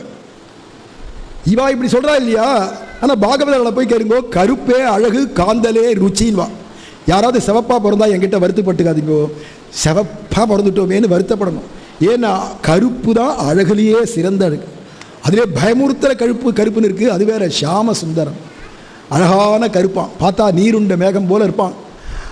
ஆனால் இவன் என்ன சொல்கிறானா, இவ்வளவு ஸ்வர்ணவர்ணமாக என் தங்க இருந்துச்சு, கருப்பனுக்கு போய் கல்யாணம் சேச்சே தகுமா இது? நாங்கள்லாம் எப்படி உழைச்சி படித்தோம் தெரியுமா? பாடசாலையில் சொல்லிக்கிறோம். ருக்மிணி 1ஆம் கிளாஸே நாங்கள் 5 வருஷம் படித்தோம். எங்கள் வாத்தியாராக பார்த்து அடித்து போட 2வது கிளாஸுக்கு போ, எத்தனை நாளைக்கு உட்காந்து கழுத்து அறுத்துக்கு ஓடு அப்படின்னு தூக்கி போட்டால் 2ஆம் கிளாஸில் வந்து உட்காண்டோம். 2ஆம் கிளாஸ்லேயே 3 வருஷம் படித்தேன். அந்த வாத்தியார் தூக்கி போட்டார். இதை மாதிரி 10ஆம் கிளாஸ் பாஸ் பண்ணிட்டு வந்தேன்னு பேரில் வந்திருக்கேன். அப்படி உழைச்சி பல வருஷம் படிச்சிருக்கோம். அந்த கிருஷ்ணன் என்னத்தை படித்தான்? 4 நாளில் 4 வேதமா, 5 நாளில் 5 வேள்வியா, 6 நாளில் 6 அங்கமா, 7 நாளில் 7 இசையா, 64 நாளில் 64 கலையை முடிச்சு விட்டானா. அப்படிலாம் படிச்சிட முடியுமா என்ன? அந்த 64 கலையினுடைய பேரை நொற்று பண்ணுறதுக்கே காணாது 64 நாள் அப்படிங்கச்சே. இவன் படிப்பும் கிடையாது, ஒன்றும் கிடையாது. இதுக்கெல்லாம் மேலே அழகு இருந்தால் பரவாயில்ல. அவனுக்கு கால் நொண்டி. இவன் சொல்கிறான், ஏன்னா அவனுக்கு நேரம் நிற்கவே தெரியாது. ஒரு காலை உருண்டு ஒரு காலை மாற்றி வச்சுன்னு இப்படியே சாஞ்சுட்டே இருப்பான். பாகவதாவில் கேட்டால் திரிபங்கி லலிதா கிருத்தையே நமகான்றா. நிற்கிறதுக்கும் தெரியாது. சரி கண்ணாவது நேரம் பார்க்க மாட்டான், 1.5 கண்ணு. ஏன்னா எப்போ மாதிரி இப்படி தான் பார்ப்பான், அப்படியே பார்ப்பான். பக்தாவில் கேட்டால் கடாட்சம் கடாட்சம்ன்றான். எதெல்லாம் அனுபவிக்க வேண்டிய பரமபோக்கியமான விஷயமோ அவள் கண்ணுக்கு எல்லாமே ஆப்போசிட்டாக தான் தெரியும். இப்படி சொன்ன உடனே சச்சன்னு காதை பொத்தின்றார் பீஷ்மகராஜன். இந்த மாதிரி இந்த மாதிரிலாம் வீணா நிந்த பண்ணாது. உனக்கு புரியலன்னா புரியலன்னு சொல்லிவிடு. புரிஞ்சா மாதிரி தவறுதலாக பேசாத. சரி இப்போ உனக்கு என்ன இஷ்டம்? என்னுடைய தங்கையான ருக்மணியை சேதி நாட்டு ராஜாவான தமகோஷனுடையதான பிள்ளையான சிசுபாலனுக்குத்தான் என் பொண்ணை கல்யாணம், என் தங்கையை கல்யாணம் பண்ணி கொடுக்குறதா என் முடிவு. அவருக்கு ஏற்கனவே ஓலைச்சுவடியை கொடுத்துட்டேன், வந்துன்னு இருக்கார் மாப்பிள்ளைனார். இந்த மாப்பிள்ளை வரப்போகிறான், சமயத்துக்கு வரப்போகிறான். இவன் என்ன பண்ணான்னா உடனே இஷ்டம்னு விட்டார் ராஜா பீஷ்மகர். இதை கேள்விப்பட்டாலோ இல்லையோ ருக்மணி துடிச்சு போயிட்டா. இதுக்கு உயிர் போயிடலாமே அப்படின்னு கண்ணீர் விடுறா. பகவான் ஒன்றும் சோடும் உருக்காட்டான்னு வரலையேன்னு எதிர்பார்த்து அழுதுன்னு இருக்கா. அதுக்கு முன்னாடி சாயங்காலம் தான் ஜானவாசன்னா மாப்பிள்ளை பையன் ஒரு 1/2 மணி நேரம் முன்னாடி வந்தால் நியாயம். இவன் கார்த்தால பொழுதே ருக்மணிக்கும் எனக்கும் கல்யாணம், ருக்மணிக்கு எனக்கும் கல்யாணம், கார்த்தால பொழுதே வந்துட்டீங்க, இங்கே வந்து நின்று என்ன பண்ணலாம் அப்படின்னா. வந்த உடனே மாப்பிள்ளை வந்துட்டார், எங்கடா மாப்பிள்ளைக்கு பவனம் அப்படின்னா. இருங்க மகாராஜா, இன்னும் தயாராகிட்டு இருக்கு, சாயங்காலம் தான் மாப்பிள்ளை வருவார் நினச்சி தயார் பண்ணிட்டு இருக்கோம். அதுக்குள்ள அவசரமாக வந்து நிற்கிறார் இந்த சிசுபாலன். உடனே அவரை வந்து உட்கார வைக்கணும். வாழை மரம் கூட கட்டல, கொண்டு வந்து ஒரு நாற்காலியை போட்டு சிசுபாலனை ஒரு ஆரத்தி சுற்றி உள்ளே அழைச்சி இதில் உட்காரலாம்னு இந்த நாற்காலியில் உட்கார வச்சா, ஏதோ அக்கம் பக்கத்தில் இருக்கிற வீட்டிலேருந்து உடஞ்ச நாற்காலியை கொண்டு வந்து போட்டிருக்கா பாவம் அவசரத்துக்கு. அதுக்கு ஒரு கால் சரியில்லை, இருக்கா மாதிரி அதில் ஒட்டி வச்சிருக்கா. அதை வந்து கம்பீரமாக மகாராஜ குமாரன் நான் தான் அப்படி வந்து உக்காண்டான். படக்கிற அந்த கால் முறிஞ்சது, கீழே விழுந்தான் மடேல்னு. ஏன்னா ருக்மணியை கல்யாணம் பண்ணிக்கணும்னு எண்ணம் யாருக்கு வரலாம்? வர முடியுமா? தாயாரை போய் விழுந்தான் கீழே. அவசரமாக எழுந்து, என்னடா இப்படி ஒரு நாற்காலி போட்டிருக்கே. சரி அங்கேருந்து பார்த்தா அவனை உட்கார வச்சுட்டு வாழை மரம் கட்டுறதும் தோரணம் கட்டுறதும் அவனை உட்கார வச்சுட்டு, அதுக்குள்ள அங்கேருந்து ஜராசந்தம் வந்தான். முதுகில் ஓங்கி ஒரு பலார்னு ஒரு அறை கொடுத்தான். பா அப்படி யாரா அதுன்னா, நான் தான் அப்படின்னு மீசையை முறிக்கின்றான் ஜராசந்தன். நீரா அப்படின்னா. இந்த பார் மாப்பிள்ளை என்ன இப்படிலாம் குனிஞ்செல்லாம் உட்காடாது, முறுக்க மீசையை முறுக்கினா அப்படி உட்காரணும் மார்பை நிமித்து. அவ்வளோதான் மார்பை நிமித்தினான். அப்படியே அப்படி பார்த்தான், அண்ணாந்து பார்க்க ஆரம்பித்தான். அப்புறமா கீழே என்ன நடக்கிறது, உலகத்தில் என்ன நடக்கிறதுனே தெரியாது. அப்படியே அண்ணாந்து பார்த்துட்டே இருக்கச்சவே ருக்மணியை கிருஷ்ணன் தூக்கிண்டே போயிட்டான். இந்த ருக்மணி கல்யாணத்தை சுகபிரம்மம் சொன்னதெல்லாம் காட்டிலும் நம்ம நாச்சியா இருக்கா பாருங்க ஆண்டாள், அவ சொல்ற ருக்மணிகள்லாம் தான் அழகு. கண்ணாலம் கோடித்து கன்னிதனை கைபிடிப்பான், திண்ணார்ந்திருந்த சிசுபாலன் தேசழிந்து அண்ணாந்திருக்கவே ஆங்கவளை கைபிடித்த பெண்ணாளன் பேணுமூர். அப்படி அந்த பெண்ணாளன், அந்த பெண்குட்டியான ஸ்ரீதேவிய ருக்மிணிய கட்டி ஆளக்கூடிய சாமர்த்தியமுடைய எந்த பகவான் அழிச்சுன்னு போனான்னா, துவாரகாதீசன் அழிச்சுன்னு போனான்னு சொல்றதுக்கு பதில பெண்ணாளன் பேணுமூர் பேரும் அரங்கமே. நம்ம நம்பெருமாள் தான் போய் தூக்கின்னு வந்துட்டாராம். ஆண்டாளை பின்னாடி தூக்கின்னு வர போறார், முன்னாடியே ருக்மிணியை தூக்கின்னு போயிட்டாராம். இப்படி பெண்ணாளன் தூக்கி, அப்பவும் அழகர் தான் ஆசைப்பட்டார். ஆண்டாளுக்கும் தூக்கின்னு போனது யாருடானா நம்பெருமாள் தான். அதை மாதிரி இங்கே ருக்மணியும், அந்த ருக்மணி கிருஷ்ணன் பிறந்ததே அழகர் தான் கிருஷ்ணனா பிறந்தார், ருக்மணியை தூக்கின்னு போனார். அதே மாதிரி இங்கே அழகரை ஏமாத்திட்டு ரங்கநாதன் தூக்கின்னு போயிட்டான் அப்படிங்கிறார். இப்படியாக பகவான் அதுக்குள்ளால சாயங்கால பொழுதுக்குள்ளால சமயத்துக்கு வந்துட்டான். கண்ணபிரான் எப்படி வந்தான்னா, ருக்மணி பிராட்டி தானே ஒரு பிராமணர் உஞ்சவிருத்தி எடுத்துன்னு வந்தார். அவரை விழுந்து சேவிச்சுட்டு அவர் தன்னுடைய பொன்னான திருக்கரங்களால் அட்சதையெல்லாம் சேர்க்க, அமுதுபடியெல்லாம் சேர்க்க, உடனே சேவிச்சாலோ இல்லையோ அந்த பிராமணர் ஆசீர்வாதம் பண்றார். எழுந்து நிற்கச்ச கண்ணீரும் கம்பலையுமா இருக்கா ருக்மணி. ஏமா மகாலட்சுமி மாதிரி இருந்துட்டு கண்ணீர் விட்டு இருக்க. அவளால் பேச முடியல. அவளுடைய தோழி சொல்றா, நம்ம துவாரகாதீசனான கண்ணனுக்கு மாலையிடணும்னு இவ ஆசைப்படுறா, ஆனா இவ அண்ணன் சிசுபாலனுக்கு அப்படின்னு பேச்ச முடிச்சுட்டார். அப்படின்னு உடனே மனுஷா பண்ற எத்தனங்கள்லாமா நடக்கும், மனுஷ முயற்சியா நடக்கும். தொய் பிரவருத்தே மமக்கிம் பிரயாசகி தொய் அப்பிரவருத்தே மமக்கிம் பிரயாசகின்னார் வேதாந்த தேசிகர். நம்ம முயற்சியெல்லாம் பிரயோஜனம் இல்லை, அவன் சங்கல்பம் தான் நடக்கும். அதனால இப்போ என்ன ஆச்சுறானா, கண்ணபிரான்ட்ட நான் இப்போவே கிளம்புறேம்மா, நான் வெறும் பிராமணன், உஞ்சவிருத்தி பிராமணன் மட்டும் இல்லை, நான் யோகீஸ்வரன், பட்டுன்னு மறைய முடியும், பட்டுன்னு தோன்றதான எனக்கு அந்த சக்தி உண்டு. இப்போவே கண்ணனை போய் பார்க்குறேன் துவாரகையில், உன் செய்தி ஏதாவது இருந்தால் கொடுனா. ஓடி போனால் ஒரு வெண்பட்டு இருந்தது, அதை கிழிச்சா சிந்தூரத்தில் மயில் காம்புனால தோச்சி 7 ஸ்லோகம் அழகாக எழுதி அப்படியே அதை பந்து பண்ணி கையில் கொடுத்தா அந்த பிராமணர்கிட்ட. பட்டுன்னு கவலைப்படாதமா, கண்ணனோடு நான் வருவேன் அப்படின்னு சொல்லிட்டு பட்டுன்னு மறைஞ்சா அந்த பிராமணர் நேர துவாரகையில் அப்படி தோன்றினார். நமோ பிரம்மண்ய தேவாயன்னு சொல்றோம் இல்லையா, பிராமணால தெய்வமா மதிக்கிற கண்ணபிரான் அந்த பிராமணருக்கு சிம்மாசனம் போட்டு பாத பூஜை பண்ணி அந்த தீர்த்தத்தை புரோட்சிச்சுட்டு பகவான் அடிய என்ன கைங்கரியம் பண்ணணும்னு கேட்டான். உடனே இந்த விதர்ப தேச ராஜகுமாரத்தி உங்களுக்குன்னு ஒரு கடிதம் கொடுத்துருக்கா அப்படிங்கச்சவே, அந்த கடிதம் கொடுத்துருக்காங்கிறத பார்த்த உடனே ஏகாந்தமாக ஒரு பொண்ணு 6 வயசு குட்டி, கல்யாணமாகாத பொண்ணு, கல்யாணமாகாத பையனுக்கு தனிமேலே ஒரு கடிதம் கொடுத்துருக்கான்னா அந்த பையன் அந்த கடிதத்தை தனியாக அறையில் போய் கதவெல்லாம் பூட்டிட்டு தானே படிப்பான். இதுவோ காதல் கடிதாசு அப்படி தனியாக தானே போய் படிக்கணும்னா, அதான் பகவானுக்கு இல்லை, எல்லாம் வெட்ட வெளிச்சம் தான். அந்த பிராமணர் நீங்கள் தான் தெய்வம்னு சொல்லிட்டு தெய்வத்துக்கிட்ட எதுக்கு மறைக்கணும், அதனால் அந்த லெட்டரை எடுத்து அப்படியே கையில் கொடுத்து பிராமணரே நீரே வாசியம் அப்படின்னு வச்சா அவருக்கு எவ்வளோ பெருமையாக இருந்தது. ருக்மணி போட்ட கடிதம் கல்யாணத்துக்கு முன்னாடி காதல் கடிதம், அதை படிக்கிற பாக்கியம் நமக்கு கிடைச்சதே முதல்ல அப்படின்னு அதை பிரித்து படிக்க ஆரம்பித்தார். அதில் முதல்ல இன்னார் அவர்களுக்குன்னு அட்ரஸ் பண்ணணும் இல்லையா. நம்ம ருக்மணி யாருக்கு அட்ரஸ் பண்ணார்னா, உடனே தேவாதி தேவன், தேவதேவோத்தமன், தேவாதி சார்வபௌவன், தேவராஜன் அப்படின்னு அப்பேற்பட்டதான துவாரகாதீசன் அவர்களுக்குன்னா யாரோ பாவம் பிரஜை தானம் வாங்குற பிரஜையில் யாரோ ஒன்று போல இருக்கு எழுதியிருக்குன்னு நினச்சிருவான்.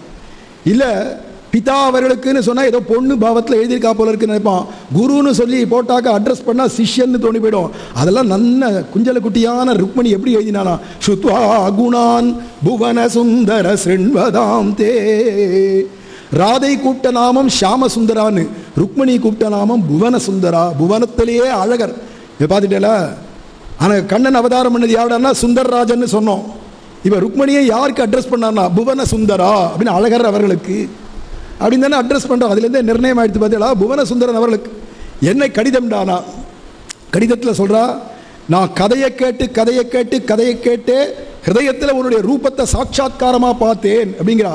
ரூபம் திருசாம் திருசிமதாம் அகிலார்த்த லாபம்னா இந்த மாதிரி கதை கேட்கச்சவே பராக்கு பார்த்துட்டும் எங்கேயோ மனசை அலைய பண்ணிட்டும் தூங்கிட்டும் எப்படா முடிப்பார் நினச்சிட்டும் இப்படியெல்லாம் ஒவ்வொருத்தரும் கதை கேட்டேன்னா அதுவே பெரிய பாக்கியம்தான். ஆனால் யார் ஒருவர் கவனத்தை சிதற விடாத கேளீரோன்னு ஆண்டாள் கூப்பிட்டு சொன்னா பாருங்கோ, அதை மாதிரி கேட்கறதே லட்சியமாக கேட்குறவாளுக்கு இங்கே உபன்யாச மண்டபத்திலே, இந்த கல்யாண மண்டபத்திலே கிருஷ்ண தரிசனம் கிடைச்சிடும். ஸ்ரீ கிருஷ்ணனை பார்க்கறதுக்கு தரிசனம் பண்ணுறதுக்கு யாகம் யோகம் வரதெல்லாம் தேவையில்லை. ஊழிதோறும் தவம் செய்தார் வெல்கி நிற்ப ஆனை கண்டு அருளை இந்த கண்ணரான் தொண்டடிப்படியாள்.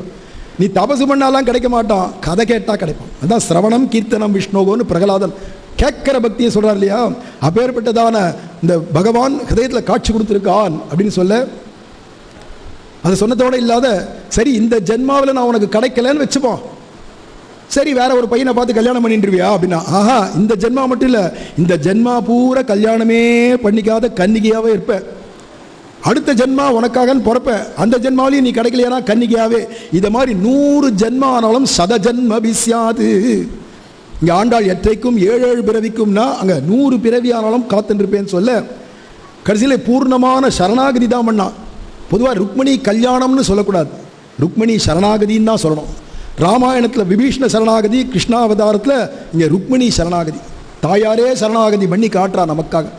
இப்படி சரணாகதி கடைசியில் என்னன்னா இப்படிக்கின்னு போடச்சே ருக்மிணின்னு மட்டும் போட்டால் பரவாயில்ல, இப்படிக்கு தங்கள் ருக்மிணி இப்பயே கொடுத்தாச்சு, ஆத்ம சமர்ப்பணம் பண்ணியாச்சு.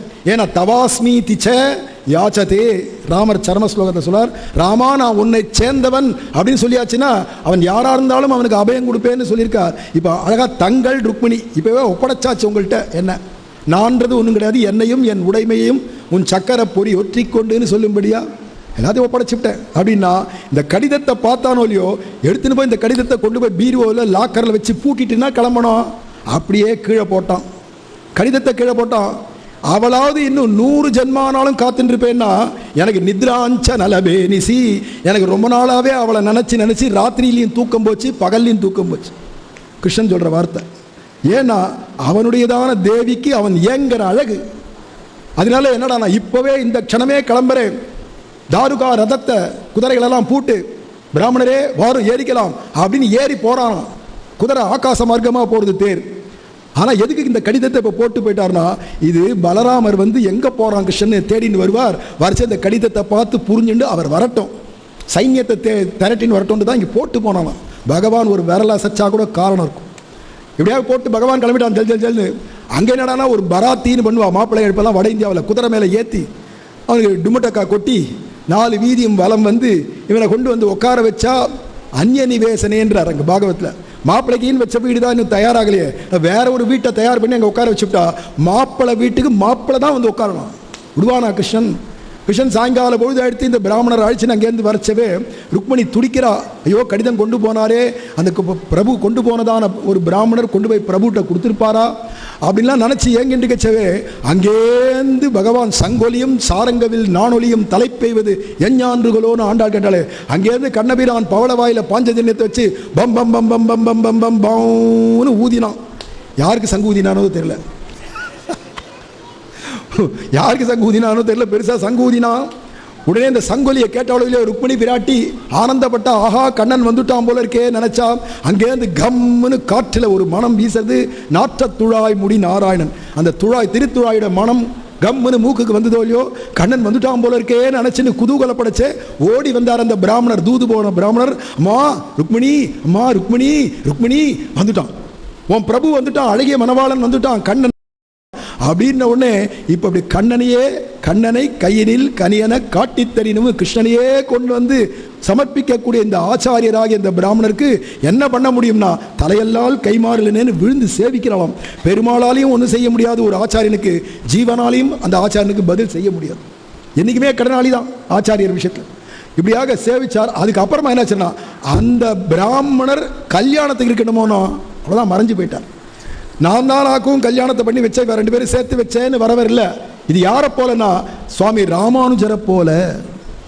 ஏன்னா நான் ராமானுஜரை சொல்லிச்சவே ஸ்வகிருத்தேன துஷ்யத், தாம் பண்ணின காரியத்தில் கிருபையில சந்தோஷப்பட்டுருவார். அந்த ஜீவன் தனக்கு நன்றி சொல்றதான்னு கூட பார்க்க மாட்டார். இதுதான் கிருபா மாத்திர பிரசன்னாச்சாரியர்னு பேர். கிருபை மாத்திரம் பண்ணுவார், அதுலேயே பிரசன்னம் ஆயிடுவார். தவிர அதுக்கப்புறமா அவன் நன்றி சொன்னானா, தேங்க்ஸ் சொன்னானா, யாருக்கு வேணும் உன் தேங்க்ஸ்? உன் நன்றியை எதிர்பார்த்து நான் பண்ணல, ஒவ்வொரு ஜீவனுக்கும் வைகுண்டம் கொடுக்கறதுக்காக தான் நான் வந்திருக்கேன் அப்படிங்கிறவர் ராமானுஜராக இருக்கிறதுனால. அதே மாதிரி அந்த பிராமணர் அப்புறமா மறைஞ்சு போயிட்டார். ஹே கண்ணன் வந்திருக்காண்டா அப்படின்னு கேள்விப்பட்டானோ இல்லையோ, உடனே சொல்றான், ருக்மி சொல்றான், யாருடா, எப்படிடா தெரிஞ்சது, எப்படிடா இந்த சுயம்பரத்துக்கு வர்றது மாதிரி கண்ணன் வந்திருக்கானே, யார் ஓலை கொடுத்தா, யார் கொடுத்தாராம்? அதுக்குள்ள சிசுபாலனுக்கு தெரியப்படுத்தணும். சிசுபாலனுக்கு தெரியப்படுத்த வேண்டாம், இப்பவே அவசரப்பட்டு நான் போய் எப்படியாவது ருக்மிணியை கிளப்பின்னு வந்துடுறேன், வந்து இங்கே சிசுபாலனுக்கு கல்யாணம் பண்ணி வைப்பேன் அப்படின்லாம் இவன் வீர கர்ஜனை பண்ணிட்டு இருந்தான். யாரு? அண்ணங்கார ருக்மி. இங்கே கண்ணபிரான் வந்துட்டானே அவனுக்கு ஒரு மரியாதை கொடுத்தானோ, அவனு ஒரு யாதவன் ராஜா, எல்லாம் மரியாதை கொடுக்கணும். என்ன பவனம் காலி இருக்கு, எந்த வீடு காலி இருக்குன்னு பார்த்தா இங்கே தேடி அங்கே தேடி பார்த்தா கடைசியில் மாப்பிள்ளைக்குன்னு வச்ச வீடு இருக்கு இல்லையா, அதுதான் காலியாக இருக்கு. நல்ல அலங்கிருத்தமான பவனம். அதில் கொண்டு வந்து கிருஷ்ணனை உட்கார வச்சா ஜாம்னு வந்து ஒய்யாரத்தில் ஒரு திருவடி அப்படி போட்டுண்டு, ஒரு திருவடியை தொங்க போட்டுண்டு, எல்லாரும் வரவாளெல்லாம் வா வான்னு கூட்டுண்டு ஒரு கையினால் அபயம் கொடுத்துண்டு, இப்படியாக ஆகூய வரதராக அழைத்து வாழ்விக்கும் பெருமாளாக வீராசனே சுகாசீனம்னு எழுந்தருள் இருக்கார். எந்த திவ்ய தேசத்தில்? 2 திவ்ய தேசத்தில் இப்படி இருக்கார். எங்கடா? ஒன்று கூடலழக பெருமாள் திருவடியை தொங்க போட்டு சதுர்புஜத்தில் ஒரு கையால் வா வான்னு எல்லாரும் கூப்பிட்ற ஆஹ்வான முதிரையோட ஒரு கையினால் அபயகரத்தோட. மற்றொன்று விஜயாசன பெருமாள்னு நவதிருப்பதியில் நத்தம் அப்படிங்கிற திருவரகுணமங்கையில் பகவான் வீராசன பெருமாளாக எழுந்தருளிப்பார் இல்லையா? கண்ணன் அப்படி திருவடியை போட்டுனா கம்பீரமாக உட்காந்துருக்கான். காலை பொழுதை எதிர்பார்த்துந்தான். கதிரவன் குணதிசை சிகரம் வந்தடைந்தான். இந்த கல்யாணம் அழகை பார்க்கணுமேனு அந்தரத்தமர்கள் கூட்டங்கள்லாம் கணங்கணமாக வந்துட்டா. கார்த்தால பொழுதுல இவன் தனக்கு மங்களகர ஸ்நானங்கள்லாம் முடிச்சுண்டு நம்ம தான் மாப்பிள்ளைன்னு மீசியை முறிக்கிண்டு அங்கேருந்து சிசுபாலன் தயாராகிட்டான், உட்காந்துருக்கான். மாப்பிள்ளை அழைப்பு நேத்தாச்சே தவிர இன்னைக்கு கல்யாண மண்டபத்துக்கு அழைச்சின்னு போகிறதுக்கு அழகாக பீதக வாடையெல்லாம் கொடுப்பா, மாலையெல்லாம் போடுவா, சந்தனம் பூசுவா, எல்லாத்துக்கும் எதிர்பார்த்துன்னு காத்திருக்கிற சமயத்தில் அங்கேருந்து வந்தான் ஜராசந்தன். வாடா போகலாம், கிளம்பலாம், வா சிசுபாலா போகலாம். கிளம்பலாமா எழுந்துக்கலாமா கேட்குறான். சரி கிளம்பலான்னு கூப்பிட்ற, ஒரு மாலை கிடையாதானா? மாலையா? மாலை தானே கடைசியில் உண்டு. என்னடா கடைசியில் உண்டுண்ணா? ஒருவேளை கல்யாண மண்டபத்து வாசலில் போய் போடுவா போல இருக்கு, இல்லை மணமேடையில் கொண்டு போய் போட போகிறாளோ கடைசியில். சரி சந்தனம் தான் சொல்லிட்டேனோ, சந்தனமும் கடைசியில் தான். சரிடா புது பட்டு வேஷ்டியாவது கொடுக்க வேண்டாம், தான் சொல்லிட்டேனோ, எல்லாம் கடைசி தான். என்னடா நான் போகிற இன்னைக்கு தான் அர்த்தம். மங்களத்துக்கு உண்டு, அமங்கலத்துக்கு உண்டு. ஏன்னா கோடி மூடி எடுப்பதன் முன்னம் அதுக்கும் புது வஸ்திரம் உண்டு. அதுக்கும் என்னடனா டுமட்டக்கா உண்டு, அது எதோ தாள தம்பட்டெல்லாம் உண்டு. அதுக்கும் சங்கு ஊதுவா. அதுக்கும் என்னடனா அக்னி உண்டு சட்டி, இதுக்கும் அக்னி சட்டி உண்டு. அதுக்கும் என்னடனா சந்தனம் பூசுவா, இதுக்கும் சந்தனம் பூசுவா. அதுக்கும் தட்சணை மாதிரி ரூபா வச்சு வைப்பா, இதுக்கும் நெத்தியில் காசை தூக்கி வைப்பா. எல்லாம் கடைசியிலேன்னு விட்டான். அதுக்கும் மாலையெல்லாம் போடுவா இல்லையா? கடைசியிலன்றதுக்கு அர்த்தம் புரியல. என்னடா சொல்கிற? புரியலையேடா. என்னடா புரியல? ருக்மணிக்கு நான் மாப்பிள்ளடா, மாப்பிள்ளை தான் தெரியுது. ருக்மணி கல்யாணம் ஆயிடுத்து, வா போகலாம். ருக்மணி கல்யாணம் ஆயிடுத்துடா. எங்களை மாப்பிள்ளை நான் இருக்கேன். ஏண்டா உலகத்தில் நீ ஒருத்தந்தான் மாப்பிள்ளையான்னு? கிருஷ்ணன் வந்து தூக்கின்னு போயிட்டான்டா அப்படின்னு உடனே, இது எனக்கு பருத்த அவமானம், இப்போவே ஆத்தலையோ குளத்திலையோ போய் விழுந்து சாகிறேன், தற்கொலை பண்ணிக்கிறேன் அப்படின்னு அவசரமாக இருந்தான். வச்சி உட்கார் பயலை, சாகிறதாவது ஒரு சின்ன விஷயத்துக்கெல்லாம் செத்துடுறேன்றதாவது. இப்போ தான் சிசுபாலா உனக்கு முதல்ல ஒரு பொண்ணு பார்த்து அதை கிருஷ்ணன் தூக்கின்னு போயிட்டான்னு கதை ஆரம்பிச்சுடுத்து. இனிமேல் உனக்கு வரிசையாக ஒரு பொண்ணாக பார்க்க கிருஷ்ணன் வரிசையாக தூக்கின்னு போக அப்புறமா உனக்கு அதுவே பழக்கமாக போயிடும். என் ஜாதக விசேஷம் எனக்கு எந்தெந்த பொண்ணை பார்த்தாலும் அதை கிருஷ்ணன் தூக்கின்னு போயிடுவான் அப்படின்னு உனக்கே அது எக்ஸ்பீரியன்ஸ் ஆகிடும். கவலைப்படாத, இது ஒரு சமாதானமான. ஆனால் அங்கே நடந்தது என்ன அப்படின்னா, மறுநாள் காலத்தால மங்கள ஸ்நானம் பண்ணி வச்சு அழகாக மாம்பழ கலரில் பட்டு புடவையாக அரக்கு பார்டராக, அதில் வேற ஹம்சாங்கிதேன க்ஷௌமேன கிஞ்சித் பீதேன சம்ருதா. கிஞ்சித் பீதம்னா மாம்பழ கலர். ஏன்னா பொம்மநாட்டிகள்லாம் ருக்மணி கல்யாணம் கதை கேட்கச்சவே கேட்பா. அவளுக்கெல்லாம் லட்சியம் என்ன கலரில் பட்டு போடுவே, அது பட்டா காட்டனா, அதில் என்ன ஜரிகை, என்ன கலர் கான்ட்ராஸ்டிங்காக இருக்கா, அதே கலரா, 1000 கேள்வி கேட்பா இல்லையா? அதுக்கெல்லாம் மெனக்கெட்டு சொல்கிறார். அன்னப்பறவை நீரா மாதிரி அரக்கு பார்டர் தங்க ஜரிகை மாம்பழ கலரில் தகன்னு ஜொலிக்கக்கூடியதான பட்டு போடுவ. இந்த கோலத்தில் அவளை அலங்காரம் பண்ணி சர்வாபரண பூஷிதாம் அப்படின்னு அலங்காரம் பண்ணி அவளுக்கு கழுத்தில் மாலை இட்டு, அவளுக்கு குல பரம்பரை வழக்கம், அவள் அந்த ராஜ பரம்பரை.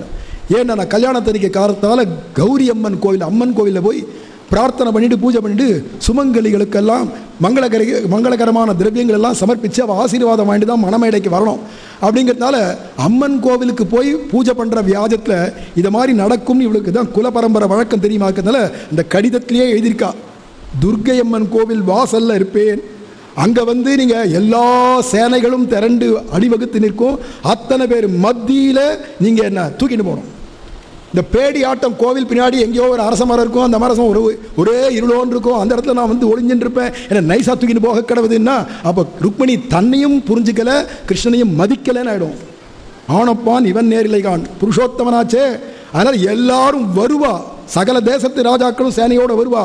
ஏன்னா இந்த ருக்மிணியை கன்யாம் சைத்யாய சாதித்தும், அந்த சேதி நாட்டு ராஜகுமாரனான சிசுபாலனுக்கே இந்த குழந்தையான ருக்மிணியை கல்யாணம் பண்ணி கொடுக்கணும், அதுக்கு சாதிச்சு கொடுக்கணும். நீங்கள்லாம் எல்லாரும் கேட்டுக்கோங்க. கருத்தால போய் சாப்பிட போனா இந்த வீரர்கள்லாம் அத்தனை பேருடைய இலையிலையும் இட்லி போட்டா, பொங்கல் போட்டா, கேசரி போட்டா, அல்வா போட்டா, நடுவிலேயே தோசை போட்டா, என்னென்னமோ சாதிச்சு தொட்டுக்கெல்லாம் சாதிச்சு எல்லாரும் பாவம் பசியோடு இருக்கச்சே. அதெல்லாம் பசியில் இருக்கச்சே சொல்லக்கூடாது, கொஞ்சமாக சாப்பிட்டு அவுட்டு சொல்லணும். இல்லடா இந்த கதை சொல்லிச்சு அங்கே நினைவு வந்துடும் அப்படிங்கச்சே எல்லாரும் ஆசை தீர போய் பொங்கல் சுட சுட இருக்கு, மூடனை பெய்து அப்படியே முந்திரி பருப்பா இருக்கு, மணக்கிறது. ஐயோ நினைச்சுன்னு எல்லாம் கை வைக்கிறோம், பசியோட கை வைக்கச்சே எல்லாரும் கேட்டுவிட்டு சாப்பிடுங்க. ஒரு முக்கியமான அறிவிப்பு நான் சாப்பிட்டு முடிச்சு அறிவிப்பை சொல்லக்கூடாதா? என்ன விஷயம்? வேற வழி இல்லை. மந்திரி வந்து சொல்றார் வேற வழி இல்லை. என்னன்னு பார்த்தா இந்த பாருங்க, நன்னை எவ்வளவு வேணா கேட்டு சாப்பிடுங்க, வேணுன்ற அளவுக்கு எவ்வளவு வேணா படிப்படியாக சாப்பிடலாம், பிடிப்படியா இல்லை படிப்படியாக சாப்பிடலாம். கிள்ளி கிள்ளி போடல, முந்திரி பருப்பு எல்லாம் அள்ளி அள்ளி போட்டிருக்கு, நன்னா சாப்பிடுங்க. சாப்பிட்ற சமயத்தில் சொல்லணுமா? தான் தெரியறது, சாப்பிட விட மாட்டேங்கிறானே, வேற என்ன சொல்ல போறானோ அப்படின்னா, இத்தனையும் சாப்பிட்டுட்டு நீங்க செய்ய வேண்டியது என்ன? காரணம் இல்லாத இருக்குமான்னு காரியம். என்ன சொல்ல போறான்னு பார்த்தா, எப்படியாவது நீங்கள் எல்லாரும் சேர்ந்து நம்ம ருக்மிணி பிராட்டிய ராஜகுமாரத்திய இந்த கிருஷ்ணம்பைய தூக்கிட்டு போயிடாத பார்த்துக்கணும். அதுக்கு தான் நல்ல மலை மாதிரி பிரசாதம். மலையளவு சாப்பிட்டுட்டு அங்கே போய் வீராதி வீரர்களா சூராதி சூரர்களா எப்படியாவது ஒரு பெண் குட்டியை கிருஷ்ணன் தூக்கின்னு போயிடாதபடி காப்பாற்றி கொடுக்கணும். என்ன அப்படின்னு சொன்ன உடனே காதில் எதுவுமே விழல, பசி மயக்கம், எல்லாம் பூம்பு மாடு மாதிரி தஞ்சாவூர் பொம்மை மாதிரி இப்படி தலையாட்டான். ஆகா எல்லாருக்கும் காதில் போட்டோன்னு மந்திரி போனான், அவன் கப்பு கப்புன்னு சாப்பிட்டான்.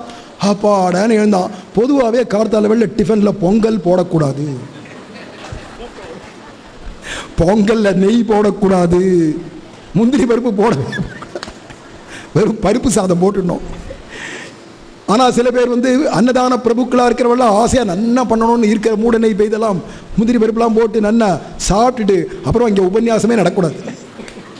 ஏன்னா உபன்யாசம் எப்படி இருக்கும் அப்படின்னா, மகுடி ஊதுறாமல் இருக்கும், அழகாக புன்னாக வராளி ஊதுறாமல் இருக்கும், எல்லாம் அப்போ தான் இப்படி ஆடுவா அப்படி ஆடுவா, மகுடி ஊதின பாம்பு மாதிரி ஆட ஆரம்பிச்சிருவா. ஏன்னா காரணம்னா உண்ட மயக்கம். கொஞ்சம் கத்தி சொல்லுங்க, என்ன சொன்ன? உண்ட மயக்கம். இந்த வச்சனத்தை இனிமே மாத்துங்கோ, தப்பான வச்சனம். உண்ட மயக்கம் தொண்டனுக்கும் உண்டுன்னு எவனோ நாஸ்திகன் எழுதின வார்த்தை. தொண்டர்கள் என்ன தின்னுட்டு தின்னுட்டு தூங்குறவனா? உண்ட மயக்கம் திண்டனுக்கும் உண்டு குண்டனுக்கும் உண்டுன்னு சொல்லி ஒத்துக்கிறேன். தொண்டர்கள் எப்படி தூங்குவாளா? உண்டோ கண்கள் துஞ்சுதலேன்னு கேட்கிற ஆழ்வார். தூக்கம் வந்துருமான்னா அதுவும் பகவத்குணம் நடக்குச்சே.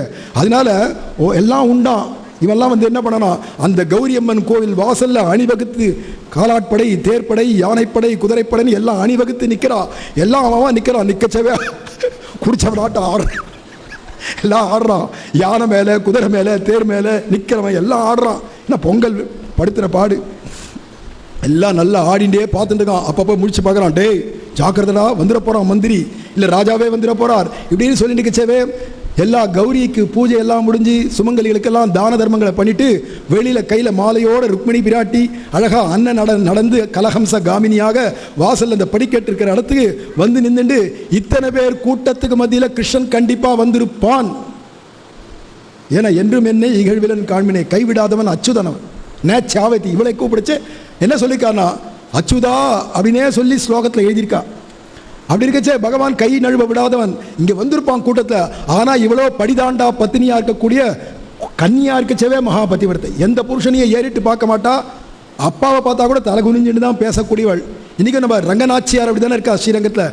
ரங்கநாச்சியார் அழகா தாமரை ஏந்திண்டு வரதாபயஸ்தத்தோட, ஆனால் இப்படி இந்த காளியம்மனா இருந்தால் இப்படி பார்க்கும், ஆகாசத்தை ஆணு முழிச்சு பார்க்கும்.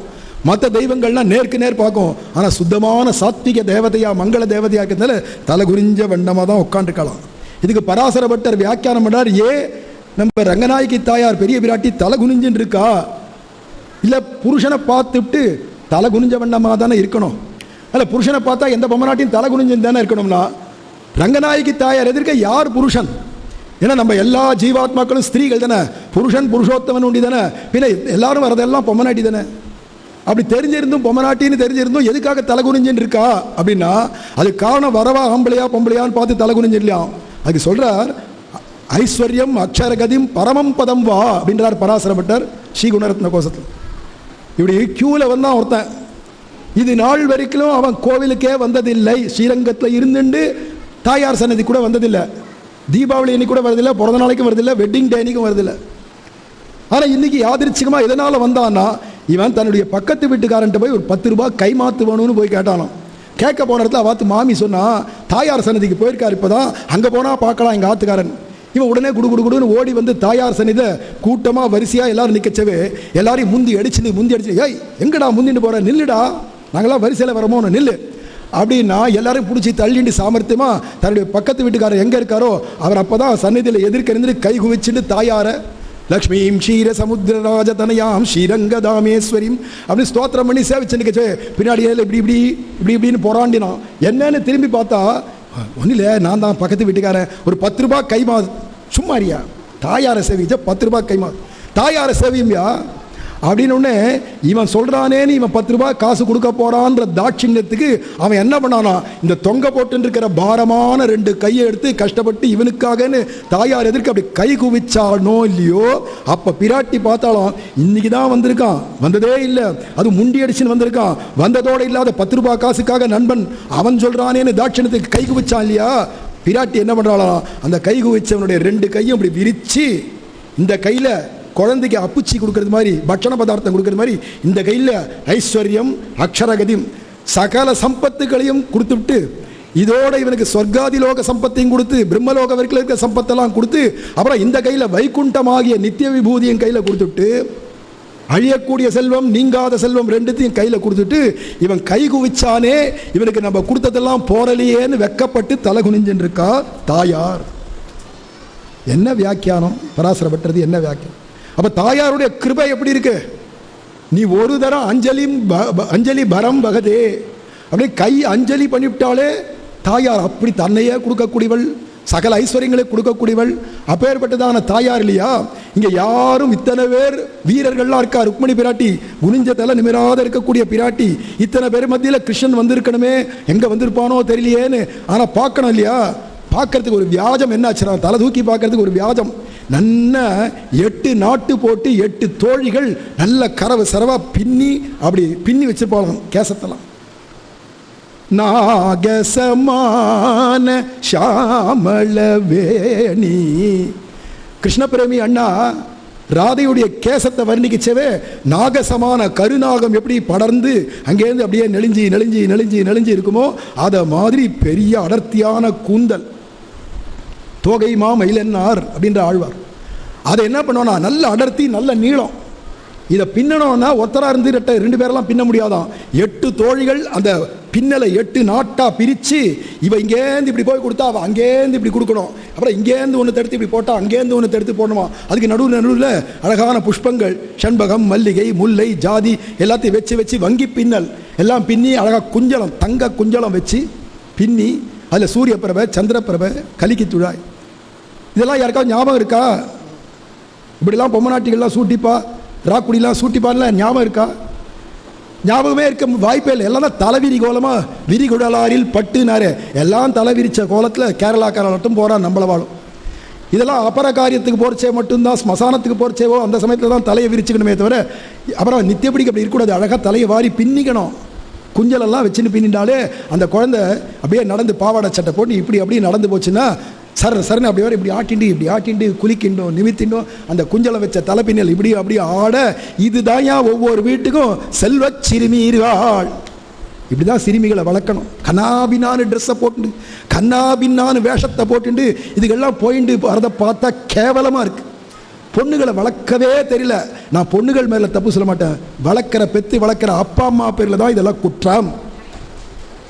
நம்பாத்து வழக்கம் இந்த ட்ரெஸ் தான், இதுக்கு மேலே வாங்கி தர முடியாது அப்படி சொல்லத்துக்கு நாங்கள்லாம் போட்டுக்கல அனுபவிக்கல. அந்த காலத்தில் எங்களெல்லாம் இப்படி வளர்த்து விட்டா பொண்ணுகளாவது நாகரீகமாக இருக்கு.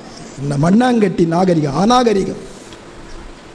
அழகா இழைய பின்னி வாரிண்டு அழகாக நெத்தியில் சிந்தூரங்கள்லாம் விளங்க, கழுத்தில் கல்லட்டிகை மாங்காய் மாலை முத்து மாலை பவழ மாலை விதவிதமான மாலைகளும் தோள்களுக்கு தோல் வளையும் கைகளெல்லாம் அழகா சீரார் வளை குலுங்க விரல்களுக்கெல்லாம் மோதிரங்களும் அழகான மாம்பழக்கலர் பட்டு புடவை உடுத்திண்டு இடுப்பில் ஒட்டியானமும் கால்களில் அழகான கொலுசும் அண்ணன் நடையில் சொர்ண காந்தியில் நடந்து வாசல் இருக்கிறதான இவளுக்கு தோழிகள்லாம் இப்படி பின்னி இருக்கால நல்லா அடர்த்தியான கூந்தலை கெட்டிமாக பின்வாளும். இந்த பரட்டை ஆட்டெல்லாம் விட்டுக்க மாட்டா. இங்கே இப்படி வகுடு எடுத்து முன்னாடி இப்படி தொங்க விட்டுட்டு பின்னாடி இப்படி வச்சுட்டு என்னென்னமோ பண்ணுறாளே அலங்கோலலாம், அதெல்லாம் கிடையாது இல்லையா. இத்தனை பார்த்து கெட்டிமாக பின்னிருக்கிற பின்னல்லேருந்து நழுவி ஒரு கூந்தல் மட்டும் இப்படி வந்து சுருள் கூந்தல் வந்து கண்ணிண்ட வந்து விழறதான் கன்னத்தில். இதை வருடி விட்டுக்கிற சாக்கில் அப்படி குனிஞ்சு இருக்கிற தாயா ருக்மிணி அந்த கேசத்தை அப்படி வருடி விட்டுக்கிற சாக்கில் அப்படி தலையை தூக்கி பார்த்தா ததிர்சே அச்சுதம் சா, நேர கண்ணன் தான் நிற்கிறான்.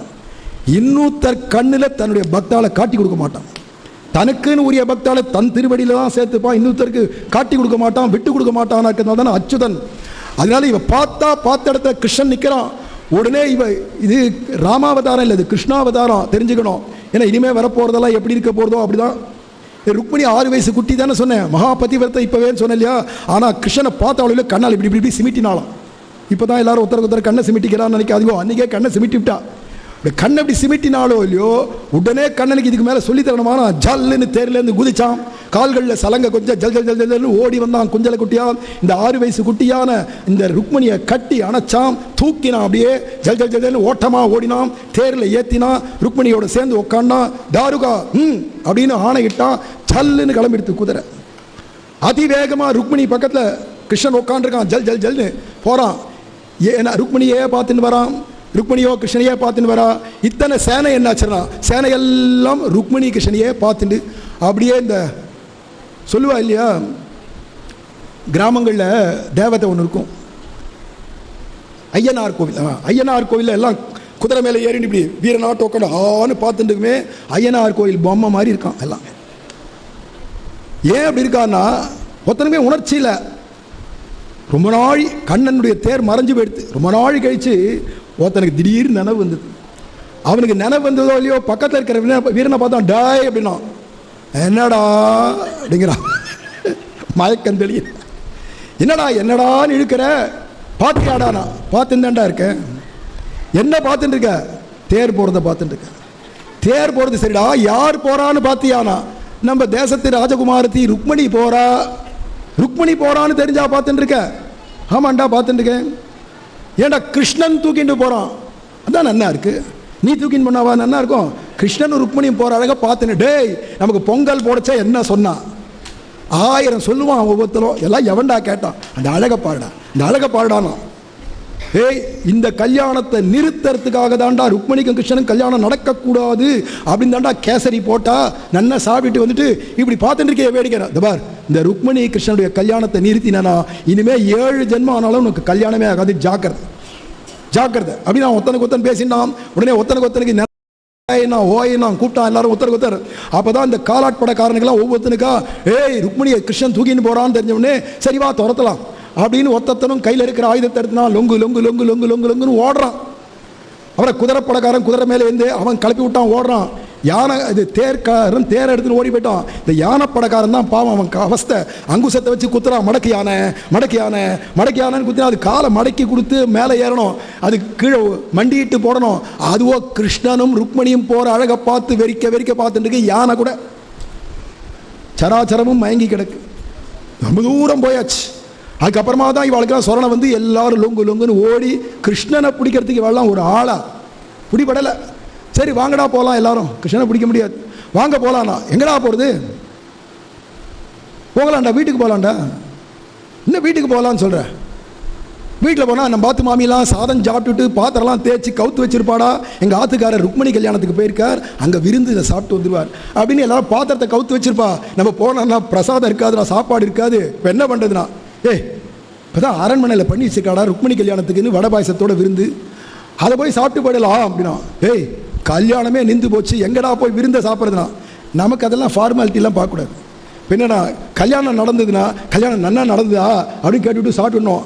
கல்யாணம் நின்று போயிடுத்துன்னு வச்சுப்போம், ஐயோ அவன் கல்யாணம் நின்று போயிடுத்தாமே உங்க காத்துல அப்படின்னு சொல்லிட்டு ஆக விருந்து வேஸ்ட்டாக போயிடக்கூடாது, சாப்பிட்டு போயிடணும். ஆக நமக்கு என்னடா கவலை அப்படின்னு பேசினா எல்லாரும் வந்தான். இந்த ருக்மிகிட்ட வந்து சொன்ன உடனே ருக்மிக்கு வந்ததே கோபம். என்னமா கிருஷ்ணன் தூக்கின்னு போகிறத நீங்களாம் வேடிக்கை பார்த்துட்டு இப்போவே நான் கிளம்புறேன் அப்படின்னு அவசரமாக பிராமணாவை கூப்பிட்டான் 4 பேரை. அந்த பிராமணாலாம் வந்தா உடனே எனக்கு சங்கல்பம் பண்ணி வைங்கோ.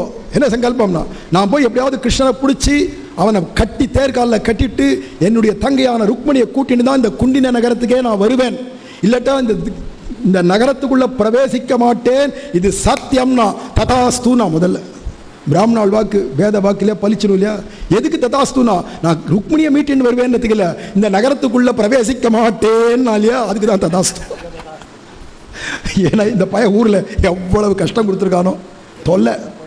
கடைசியில் கிளம்பி போயாச்சு. எல்லாரும் அவவா போயிட்டா. ருக்மியோ இதை கேட்ட உடனே தான் கிளம்பினான். இப்பவே போய் பிடிக்கலான்னு போனால் குறுக்கு பாதையில் போகிறவா இவெல்லாம். குறுக்கு பாதையாக போய் கிருஷ்ணனை போய் பிடிச்சிட்டான். எப்படியோ அடே களவாடின்னு போகக்கூடியதான கள்ளப்பயலே, இதனால தான் ஆழ்வார்கள்லாம் உன்னை வஞ்சக்கல்வன் மாமா என்றாளா. இப்போதான் புரிஞ்சுது. திருட்டு பயலை நில்லுடா, தைரியம் இருந்தால் ஆண் பிள்ளையா இருந்தால் நில்லு அப்படின்னு இவன் தன்னுடைய விதர்பதேச சைன்யத்தோட வந்திருக்கான் இல்லையா. அதுக்குள்ளால பலராமர் பார்த்துட்டார் இந்த கடிதத்தை. அவர் யாதவ சேனையோட வர இங்கே என்னாச்சுன்னா யாதவ சேனைக்கும் விதர்பதேசத்துக்கும் பெரிய சண்டை மூண்டுது. அது என்னடா கிருஷ்ணனும் ருக்மியும் நாளைக்கு மச்சினா வரப்போறவன் பெரிய சண்டை. கடைசியில் சண்டையில் என்னாச்சுன்னா ருக்மி பிடிபட்டு விட்டான், தோத்து போயிட்டான். ருக்மி பிடிபட்டு விட்டான். உன்னை தேர்காலில் கட்டு அந்த பயலை அப்படின்னா கண்ணபிரான் ருக்மியை தேர்காலில் கட்ட தேரை ஓட்டுனான். தாருகன் தேரை ஓட்டச்சே உருண்டு பரண்டு மணல் வெடிகளில் அப்படியே பராண்டுறது, அது அல்லது சதையெல்லாம் பேர்றது. இப்படியாக அந்த ருக்மி உருண்டு வறண்டு வரான். தேர் போகிறது. உன்னை ருக்மிணி பிராட்டிக்கு ரொம்ப கருணையினால் தாபம் வந்துடுத்து. என்ன இருந்தாலும் அண்ணனா கூட பிறந்தவன், எல்லாருக்கும் அபயம் கொடுக்கச்சே அண்ணனுக்கு அபயம் கொடுக்க வேண்டாமா கிருஷ்ணா? என்ன இருந்தாலும் நாளைக்கு உங்களுக்கு மச்சினா வரப்போறவர், அவரை பாவம் இவ்வளோ ஹிம்சிக்க வேண்டாம், அவர் அவுத்து விட்டுரு அப்படின்னு சொன்ன உடனே பிராட்டி புருஷகாரத்துக்காக போனா போறதுன்னு தேரை நிறுத்தி அவனை பந்தங்கள்லேருந்து விடுவிச்சு. ஆனால் இப்படியே விட்டுட்டா கல்யாணம் துவாரகையில் நடக்கச்சே வந்து இடைஞ்சல் பண்ணுவான். இந்த மாதிரி பயல்களெல்லாம் ஊருக்குள்ளே தலைகாட்டாதபடி பண்ணணும். என்ன பண்ணலாம்னு நினச்சா அந்த ருக்மியை அங்கே உட்கார வச்சுட்டு 2 கை 2 காலெல்லாம் ஆளை விட்டு பிடிக்க சொல்லி, வீரர்களை விட்டு நல்லா பிடிச்சிக்க சொல்லி, எப்பயுமே இடுப்பில் ஒரு கத்தி இருக்கும், பிச்சுவா கத்தி இருக்கும், அதை எடுத்தான். கிருஷ்ணனோ 64 கலையும் கத்துருக்கா இல்லையா, அதில் ஒரு கலை க்ஷவரக்கலை, க்ஷவரம் பண்ணுறது. அது நல்லா தெரியும் கிருஷ்ணனுக்கு, கை வந்த கலை. அவனை உட்கார வச்சு அழகாக அவனுடைய குடுமி வச்சிருக்கா இல்லையா, கத்து குடுமி எல்லாம் இந்த பக்கம் கொஞ்சம் சரைச்சி, இந்த பக்கம் கொஞ்சம், அந்த பக்கம் கொஞ்சம், இந்த பக்கம் 5 குடுமி வச்சுட்டு தான் வரணும். அதுக்குன்னு ஒரு குடுமி வச்சு கூடாதுன்னா 5 குடுமையாக போயிடுது. இங்கே ஒன்று மேலே உச்சி குடுமி, இங்கே முன்ன பின்ன இப்படி 5 குடுமி வச்சு போ அப்படின்னு விட்டுட்டான். இதை பெரியாழ்வார் சொல்றார் அழகா, தலையை சிரைத்திட்டான் வன்மையை பாடிப்பற அப்படி க்ஷவரம் பண்ணி விட்டான். இதுக்கு மொட்டையாவது அடிச்சிருக்கலாம் பரவாயில்ல, 5 குடுமி வச்சு விட்டானே பஞ்சகூர்ச்சம் மாதிரி அப்படின்னு. இங்கேருந்து போனான். அங்கேயே ஒரு இடத்து காட்டுப்பகுதி இருக்கு, அதில் போய் ஒளிஞ்சுட்டு அங்கேருந்து அவன் அப்பாவுக்கு ஒரு கடிதம் கொடுத்தான். கிருஷ்ணனோட யுத்தம் பண்ண கடைசியில் 5 குடுமி வச்சு அனுப்பிச்சுட்டான். 5 கூர்ச்சம் போல 5 குடுமியோடு இருக்கேன். இனிமேல் நான் மொட்டை அடித்து கொஞ்சம் முடி வளர்ந்து குடுமி வளர்ந்தாவிட்டு தான் நகரத்துக்கு வர முடியும். அது வரைக்கும் நான் காட்டில் இருந்துட்டு சாப்பிட்றதுக்கு வேண்டிய பணம் தேவை, கொஞ்சம் நிறைய தங்க காசை கொடுத்து அனுப்புறது அப்படின்னு ஓலை கொடுத்து அனுப்பிச்சான் அந்த ருக்மி. உடனே விதர்ப தேசத்து ராஜா இருக்காரே ருக்மிணியுடைய அப்பா, அவர் பார்த்தார், கடக்கட்டும் மொட்டை அடிச்சுன்னு அப்படியே கடக்கட்டும். ஏன்னா ருக்மிணி கல்யாணத்தை நிறுத்துறவன் மொட்டையாக போவான் அர்த்தம். தாயார்கிட்ட அபச்சாரப்பட்டதுனால. கடைசியில் என்ன ஆச்சுறானா, ராஜா கிளம்பி போயிட்டார். இவனுக்கு ஒரு பைசாவும் கொடுத்து அனுப்பல, கடக்கட்டும் அப்படியே போயிட்டார். அதுக்குள்ள கிருஷ்ணன் என்ன பண்ணானா, ஜல் ஜல் ஜல் ஜல் வந்து துவாரகையில் இறங்கினா, சங்கநாதம் மணிண்டே வந்தான் தன்னுடைய பவனத்துக்கு. போர்ச்ச ஒத்தையாக போனான், சொல்லாத கொள்ளாத வரைச்ச ஜோடியாக வந்து நிற்கிறான். தேவைக்கு எப்போ அவன் வெளியில் போனாலும் வரைச்செல்லாம் ஆலத்தி எடுப்பான், ஏதாவது கண் திருஷ்டி பட்டிருக்குமே அப்படின்னு. அது மாதிரி ஆலத்தி எடுக்கலான்னு வந்து பார்த்தா 2 பேராக வந்திருக்கா. யாரோ பெண்குட்டியோடு வந்திருக்கான். பிரம்மச்சாரியா போனவன் பெண்குட்டியோட வந்திருக்கான். ஒருவேளை கல்யாணம் முடிச்சுட்டே வந்துட்டானா, இவன் தான் கல்யாணம் ஆக போகிறதான்னு கூட தெரியல, வந்து நிற்கிறான். ஆனால் மடிசார் இல்லை, இன்னும் கச்சம் இல்லை. அதை பார்த்து தெரிஞ்சுட்டாலாம், இன்னும் கல்யாணம் ஆகலை போல இருக்கு. நல்ல காலம் இவனுக்கே பிடிச்சதோ அவனுக்கே பிடிச்சதோ ஆக தூக்கின்னு வந்துட்டான். உடனே ஏன்னா இங்கே வரையலா அப்படின்னு கத்தினா தேவைக்கு. வசுதேவர் என்னன்னு ஓடி வந்து பார்த்தார், பாருங்க நம்ம பிள்ளையாண்டான் பெண்குட்டியோடு வந்திருக்கான் அப்படின்னா ஆலத்தி எடுத்து வரவேற்க வேண்டியதானே அப்படிங்கிறார் வசுதேவர். அவ்வளோ அனுகூலம்.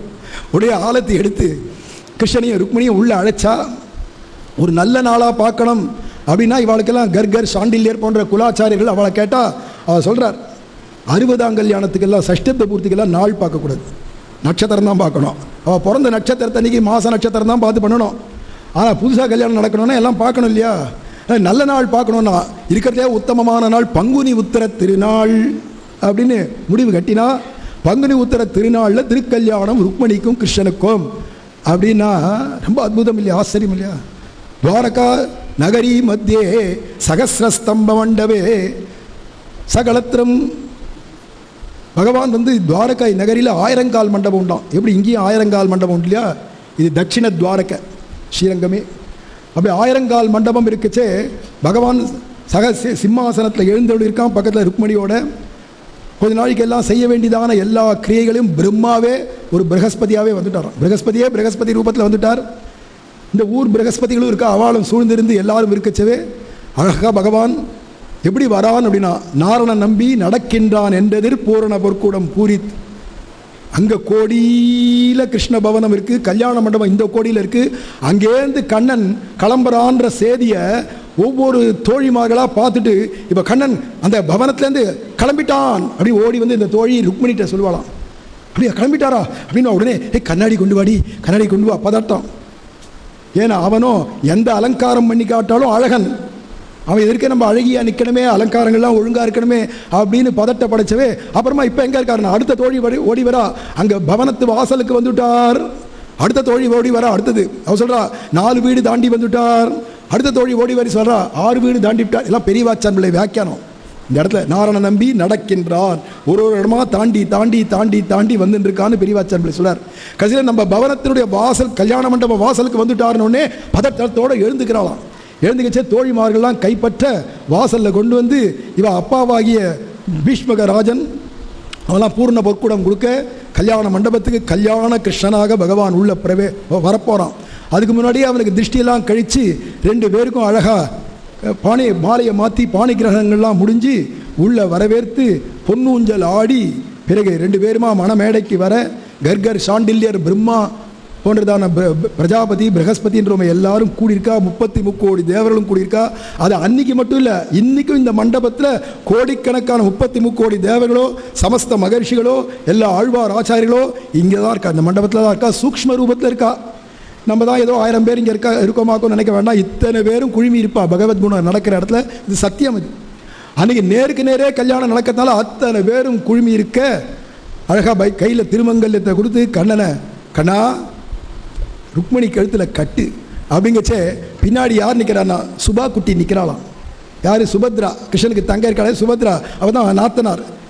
அங்கே ஆண்டாள் கல்யாணத்துக்கு யாருடானா இந்த கூரைப்படவை உடுத்தி கொண்டு வந்து மணமேடையில் உட்கார வச்சு தாலி கட்டுற முடிச்சு போடுறதுக்கெல்லாம் யார் வந்தானா நம்ம மதுரையிலேருந்து மீனாட்சி தான் போனாலாம். ஏன்னா சொல்கிறாங்க கோடி உடுத்தி மந்திர கோடி உடுத்தி மணமாலை அந்தரி சூட்ட கனாக்கன். அந்தரினா துர்கை தான் இதுக்கு பெரியவாச்சான் பிள்ளை சொல்றார். இதுக்கெல்லாம் கடவுளாய் நாத்தனார் ஸ்தானமா. அப்படி நாத்தனாராக இருக்கிற மீனாட்சி தான் வந்து இருந்தான்னு ஆண்டாள் கல்யாணம். அங்கே சுபா குட்டி இருக்கச்சா மீனாட்சிக்கு இடம் கொடுப்பலாவோ சொந்த தங்க இருச்சா பா அப்படின்னு ஒரு குத்து விடுவோம், போ நான் இருக்கேன் அப்படின்னு.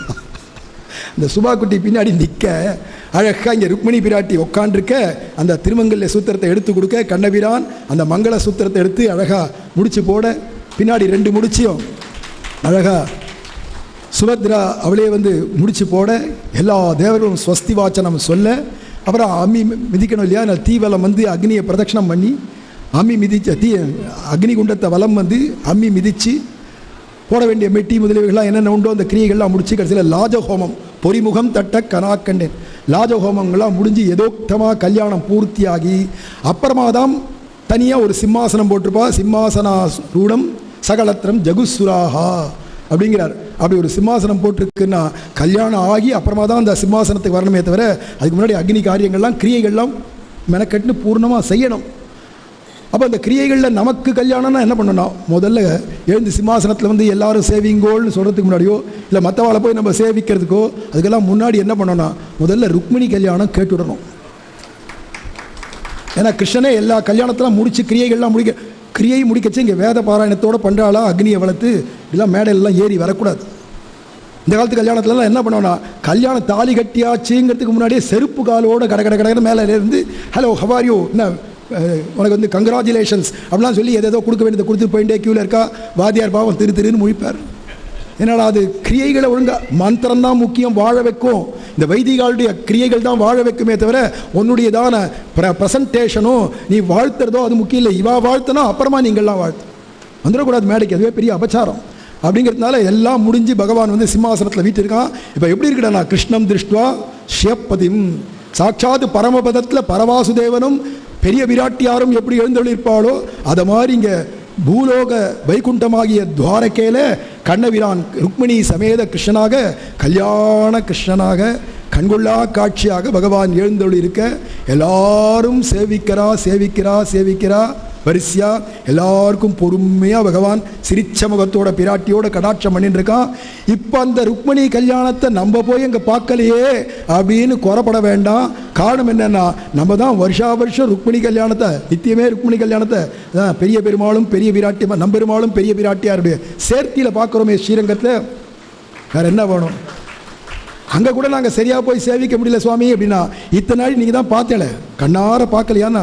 ருக்மிணி கல்யாணம் உபன்யாசம் கேட்கச்சவே ஒவ்வொருத்தர் மனக்கண்ணிலையும் அந்த ருக்மிணி கிருஷ்ணன் மாலை இடுறதும், ருக்மிணி கிருஷ்ணனுக்கு மாலை இடுறதும் உங்கள் மனக்கண்ணுக்கு தெரியலையான்னா, அப்படி தெரியலன்னா நீங்கள் ஏதோ தியானத்தில் கேட்டுக்கணும், ஏதோ பராக்கு பார்த்துருக்கணும், இல்லை தூங்கி போயிருக்கணும். இல்லாதவ அத்தனை பேரும் கண்டிப்பாக மனசில் ரூபம் திருசாம் திருசிமதாம் அகிலார்த்த லாபம், கண்ணுக்கு எதிர்க்க தெரியலையான்னா அந்த ருக்மிணி கிருஷ்ணனை நம்ம பார்க்கலையான்னா அப்படி ஒரு குறையும் நமக்கும் கிடையாது அப்படின்னு சொல்லும்படிக்கு அப்படி ருக்மிணி கல்யாண கிருஷ்ணனாக பகவான் துவாரகையில் அன்றும் என்றும் என்றும் எழுந்தருளி இருக்கான் அப்படின்னு சொல்லி இன்னைக்கு என்ன கல்யாணம் நமக்கு பண்ணிக்கிறதா பெருசு. அதுவும் கல்யாணம் ஏற்கனவே ஆயிடுச்சு, இது 60ஆம் கல்யாணம் தான். இது நமக்கு முக்கியம் இல்லை, அதை காட்டில் என்னன்னா ஒரு சத்சங்கம் தான் முக்கியம். இதை ஒரு வியாஜமாக வச்சு அப்படின்னு இங்கே 7 நாள் உற்சவமாக பகவான் பெரிய பெருமாளே அமைச்சு கொடுத்தார். இத்தனை மகா வித்வான்களும் பண்டிதர்களும் ஆச்சாரிய புருஷர்களும் விஷ்ணு பரத்வத்தை பல சாஸ்திரங்கள்லேருந்து நிர்ணயம் பண்ணி இப்படி வர அனுகிரகிச்சா. அதுக்கப்புறமா 10 காலங்களும் 10 விதமான ஹோமங்களை நம்ம தேரெழுந்தூர் பட்டாச்சாரியர் ஸ்ரீமான் உவே ஸ்ரீராம பட்டாச்சாரியர் அவர் வந்து நடத்தி கொடுத்தார். அதோடு இல்லாத நம்மளுக்கு மடத்துக்கு ஏதாவது திருமாளிகைக்கு வாத்தியார், அதே சமயம் எனக்கு மச்சினர், சொந்த மச்சினர் நம்ம தேவநாதன் சுவாமி, இவா தகப்பனார் அண்ணன் சுவாமி உடையதான ஆஸ்தான வித்வான் கோவிந்த ஐயங்கார்னு ஸ்ரீவில்லிபுத்தூரில், அவருடையதான குமாரர் தேவநாதன் சுவாமி அழகர் கோவிலில் சிறந்த அத்தியாபகர் மட்டும் இல்லை, சர்வ கைங்கரியமும் அவர் தான், இன்சார்ஜே அவர் தான். அப்பேற்பட்டதான நம்ம தேவநாதன் சுவாமி அவரே வந்து இருந்து புரோகிதராக ஆத்து வாத்தியராக இருந்து நடத்தி கொடுக்க, எல்லாத்துக்கும் மேலே அவவா பாகவதால் போய் ஒவ்வொரு திவ்யதேச பிரசாத மாலையெல்லாம் கொண்டு வந்தான்னா சாட்சாத் நம்ம கொங்கிலாச்சான் சுவாமி ஆச்சாரிய புருஷர் அவரே எல்லா கேரளா திவ்யதேசத்தில் தானே போய் மாலைகளை சாத்தி பிரசாதத்தை எழுந்துள்ள பண்ணி அவசரமாக வந்து அவருடைய அம்மங்காரோடு சேர்ந்து எழுந்தொழி இருந்து இவ்வளவு அனுகிரகம் பண்ணார். இதெல்லாம் பெருசு இல்லை, நாளைக்கு நடக்க போகிறதான வைபவம் தான் ரொம்ப முக்கியம். நாளைக்கு பெரிய வைபவம், ஒருத்தர் கூட விட்டுறக்கூடாது. விட்டுட்டா என்னன்னா மகதி வினஷ்டின்னு வேதம் சொல்றது பெரிய நஷ்டம். ஏன்னா இன்னைக்கு உலகத்திலேயே ஒரே ஒரு திருமாளிகையில தான் சுவாமி ராமானுஜர் சுயமே தன்னுடைய திருவடி பதிச்சு கொடுத்ததான பாதுகை இருக்கு. சுவாமி ராமானுஜருடைய பாதுகை உலகத்தில் ஒரே ஒரு திருமாளிகையில் தான் இருக்கு. அது யார் திருமாளிகைன்னா சுவாமி கொங்கிலாச்சான் சுவாமியுடைய திருமாளிகையில் இருக்கு. அது எங்க இருக்கு திருமாளிகை? தேடின்னு போகணும், கஷ்டப்பட்டு தேடின்னு போகணும் தான் நியாயம். இருந்தாலும் பரம கிருபையினால சுவாமி ராமானுஜரே ஸ்வயம் எழுந்தருள்றது வேற, பாதுகை எழுந்தருள்றது வேற இல்லை. ஏன்னா ராமருடைய பாதுகை 14 வருஷம் சிம்மாசனத்திலிருந்து ராஜ்ய பரிபாலனமே பண்ணிருக்கு ராமருக்கு பதிலா அப்படின்னா ராமரே தான் பாதுகை. அது மாதிரி ராமானுஜரே தான் முதலியாண்டான் அந்த பாதுகை. அப்படிங்கச்சே நாளைக்கு அந்த பாதுகை திருமாளிகையிலேருந்து வாகனத்தில் எழுந்தருளப்பட்டு வந்து இங்கே வாசலில் பூர்ணகும்பம் கொடுத்து இங்கே வரவேற்று அந்த பாதுகைக்கு ஆராதனம் பண்ணுற பாக்கியம், அதை பார்க்குற சேவிக்கிற பாக்கியம் நாளைக்கு இங்கே திருமஞ்சனமாகிய அபிஷேக ஆராதனைகள்லாம் நடந்து அந்த பாத தீர்த்தம் ஸ்ரீபாத தீர்த்தம்ன்றமே ஒரிஜினலாக ஸ்ரீபாத தீர்த்தம் நம் ராமானுஜருடையவே பாத தீர்த்தம். நாளைக்கு வந்து யார் கலந்துக்க போகிறோ அத்தனை பேருக்கும் அந்த ஸ்ரீபாத தீர்த்தம் கிடைக்கும். அதோடு இல்லாத ஸ்ரீபெரும்புதூர் ஸ்ரீரங்கத்திலலாம் ராமானுஜர் சன்னதிக்கு போனால் இந்த முதலியாண்டான்றதான பாதுகையை நம்ம சிரசில் அவள் சூற்றா இல்லையா? சாட்சாத் ராமானுஜருடைய பாதுகை நாளைக்கு யார் வரலோ அத்தனை பேருடைய சிரசிலையும் சுவாமி தன் கையால் சாதிக்க போகிறார். அதை சிரத்தாலே தீண்டில் அமானவனும் நம்மை கரத்தாலே தீண்டல் கடன். இது மாமுனிகளது மட்டும் இல்லையே, ராமானுஜரும் மாமுனிகளும் ஒருத்தர் தானே. அப்படிங்கச்சே அப்பேற்பட்ட ராமானுஜருடைய பாதுகை எல்லார் சிரசிலையும் நாளைக்கு வைக்கப்படும். அப்படிங்கச்சே இதுதான் உண்மையான திருவடி சம்பந்தம். ஏதோ ஒரு ஆச்சாரியர் கிடைச்சார், அவர் மூலமாக திருவடி சம்பந்தம் கிடைச்சாலே பூர்ண யோகிதை. அதுக்கு மேலே ராமானுஜருடையதான பாதம் நம்ம சிரசில பட்டுடுத்துனா இது பரிபூர்ண யோகிதை. அது பூர்ண யோகிதை, இது பரிபூர்ண யோகிதை. சர்வத்திர கோவிந்தநாம சங்கீர்த்தனம். ஜெய் ருக்மிணி கிருஷ்ண பகவான் கி ஜெய். ரங்கநாயிகா சமேத ரங்கநாத சுவாமி கி, பத்மாவதி சமேத சந்தனாக்லாத சுவாமி கி. ஆழ்வார் எம்பெருமானார் ஜீயர் திருவடிகளே சரணம். ஜெய் பிரேமிகேந்திர சத்குருதேவ் பகவான் கி. எல்லாரும் ஒரு 10 தரம் அடியேன் சொல்கிறேன், ஒருத்தர் கூட விடாத திருப்பி சொல்லுங்கோ. இதுதான் பாக்கியம் இங்கே கலந்துட்டதுக்கே. ஸ்ரீமதே ராமானுஜாய நமஹ.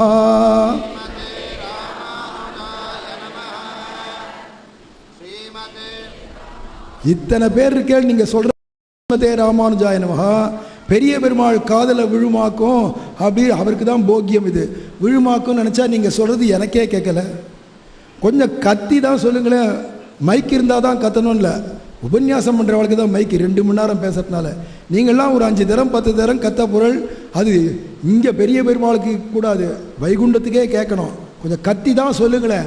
ஸ்ரீமதே ராமானுஜாய நமஹ. இப்பதான் என் காதுக்கே விழுந்தது. ஸ்ரீமதே ராமானுஜாய நமஹ.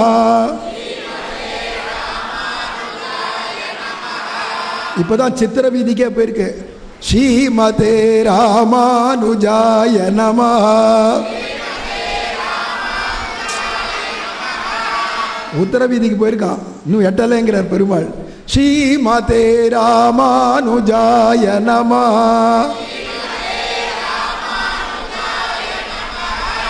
ஆரியப்பட்டாள் வாசல் போயிடுத்தான், இன்னும் கர்ப்பகிரத்துக்கிட்ட போலையா. இன்னும் கத்தி சொல்லுங்க. ஸ்ரீமதே ராமானுஜாய நமஹ. ஸ்ரீமதே ராமானுஜாய நமஹ. ஸ்ரீமதே ராமானுஜாய நமஹ. ஸ்ரீமதே ராமானுஜாய நமஹ. பெரிய பெருமாள் சந்தோஷப்பட்டிருக்கார், காதில் விழுந்துடுத்து. எப்படியோ அவர் என்ன பண்ணுவார்னா, யார் யாரெல்லாம் இங்கே இருந்துட்டு ராமானுஜா நாமத்தை சொன்னாலோ அத்தனை பேரையும் தன்னுடைய மனசில், பொன்னான மனசில் அவ பேரை குறித்து வச்சுப்பார். குறிகோள் கண்டாயின்னு பெரியாழ்வார் சொன்னது மாதிரி. ஏண்டானா கடைசியில் பிராண பிரயாண சமயத்தில் நான் வருவேன், இதே ஜென்மாவில் வைகுண்டம் கொடுப்பேன் அப்படின்னு ராமானுஜர் கையில் சபதம் பண்ணி கொடுத்துருக்கார் நம்பெருமாள். அதில் அத்தனை பேருக்கும் பெருமாள் ராமானுஜருடைய திருவடி வாரத்தில் சேர்த்துப்பார். அதில் என்ன சொன்னார் அமுதனார், என்ன சொன்னார்னா, ராமானுஜன் சரணாரவிந்தம் நாம் மன்னி வாழ நெஞ்சே சொல்லுவோம் அவன் நாமங்களே. இதை சொன்னால் வைகுண்டத்தில் போனாலும் ராமானுஜருடைய திருவடி வாரத்தில் நித்தியம் வாழலாம். அதனால இந்த நாமத்தை அனவரதமும் எல்லாரும் சொல்லிட்டு இருக்கணும்னு கேட்டுக்கிறேன். ஸ்ரீமதே ராமானுஜாய நமஹ.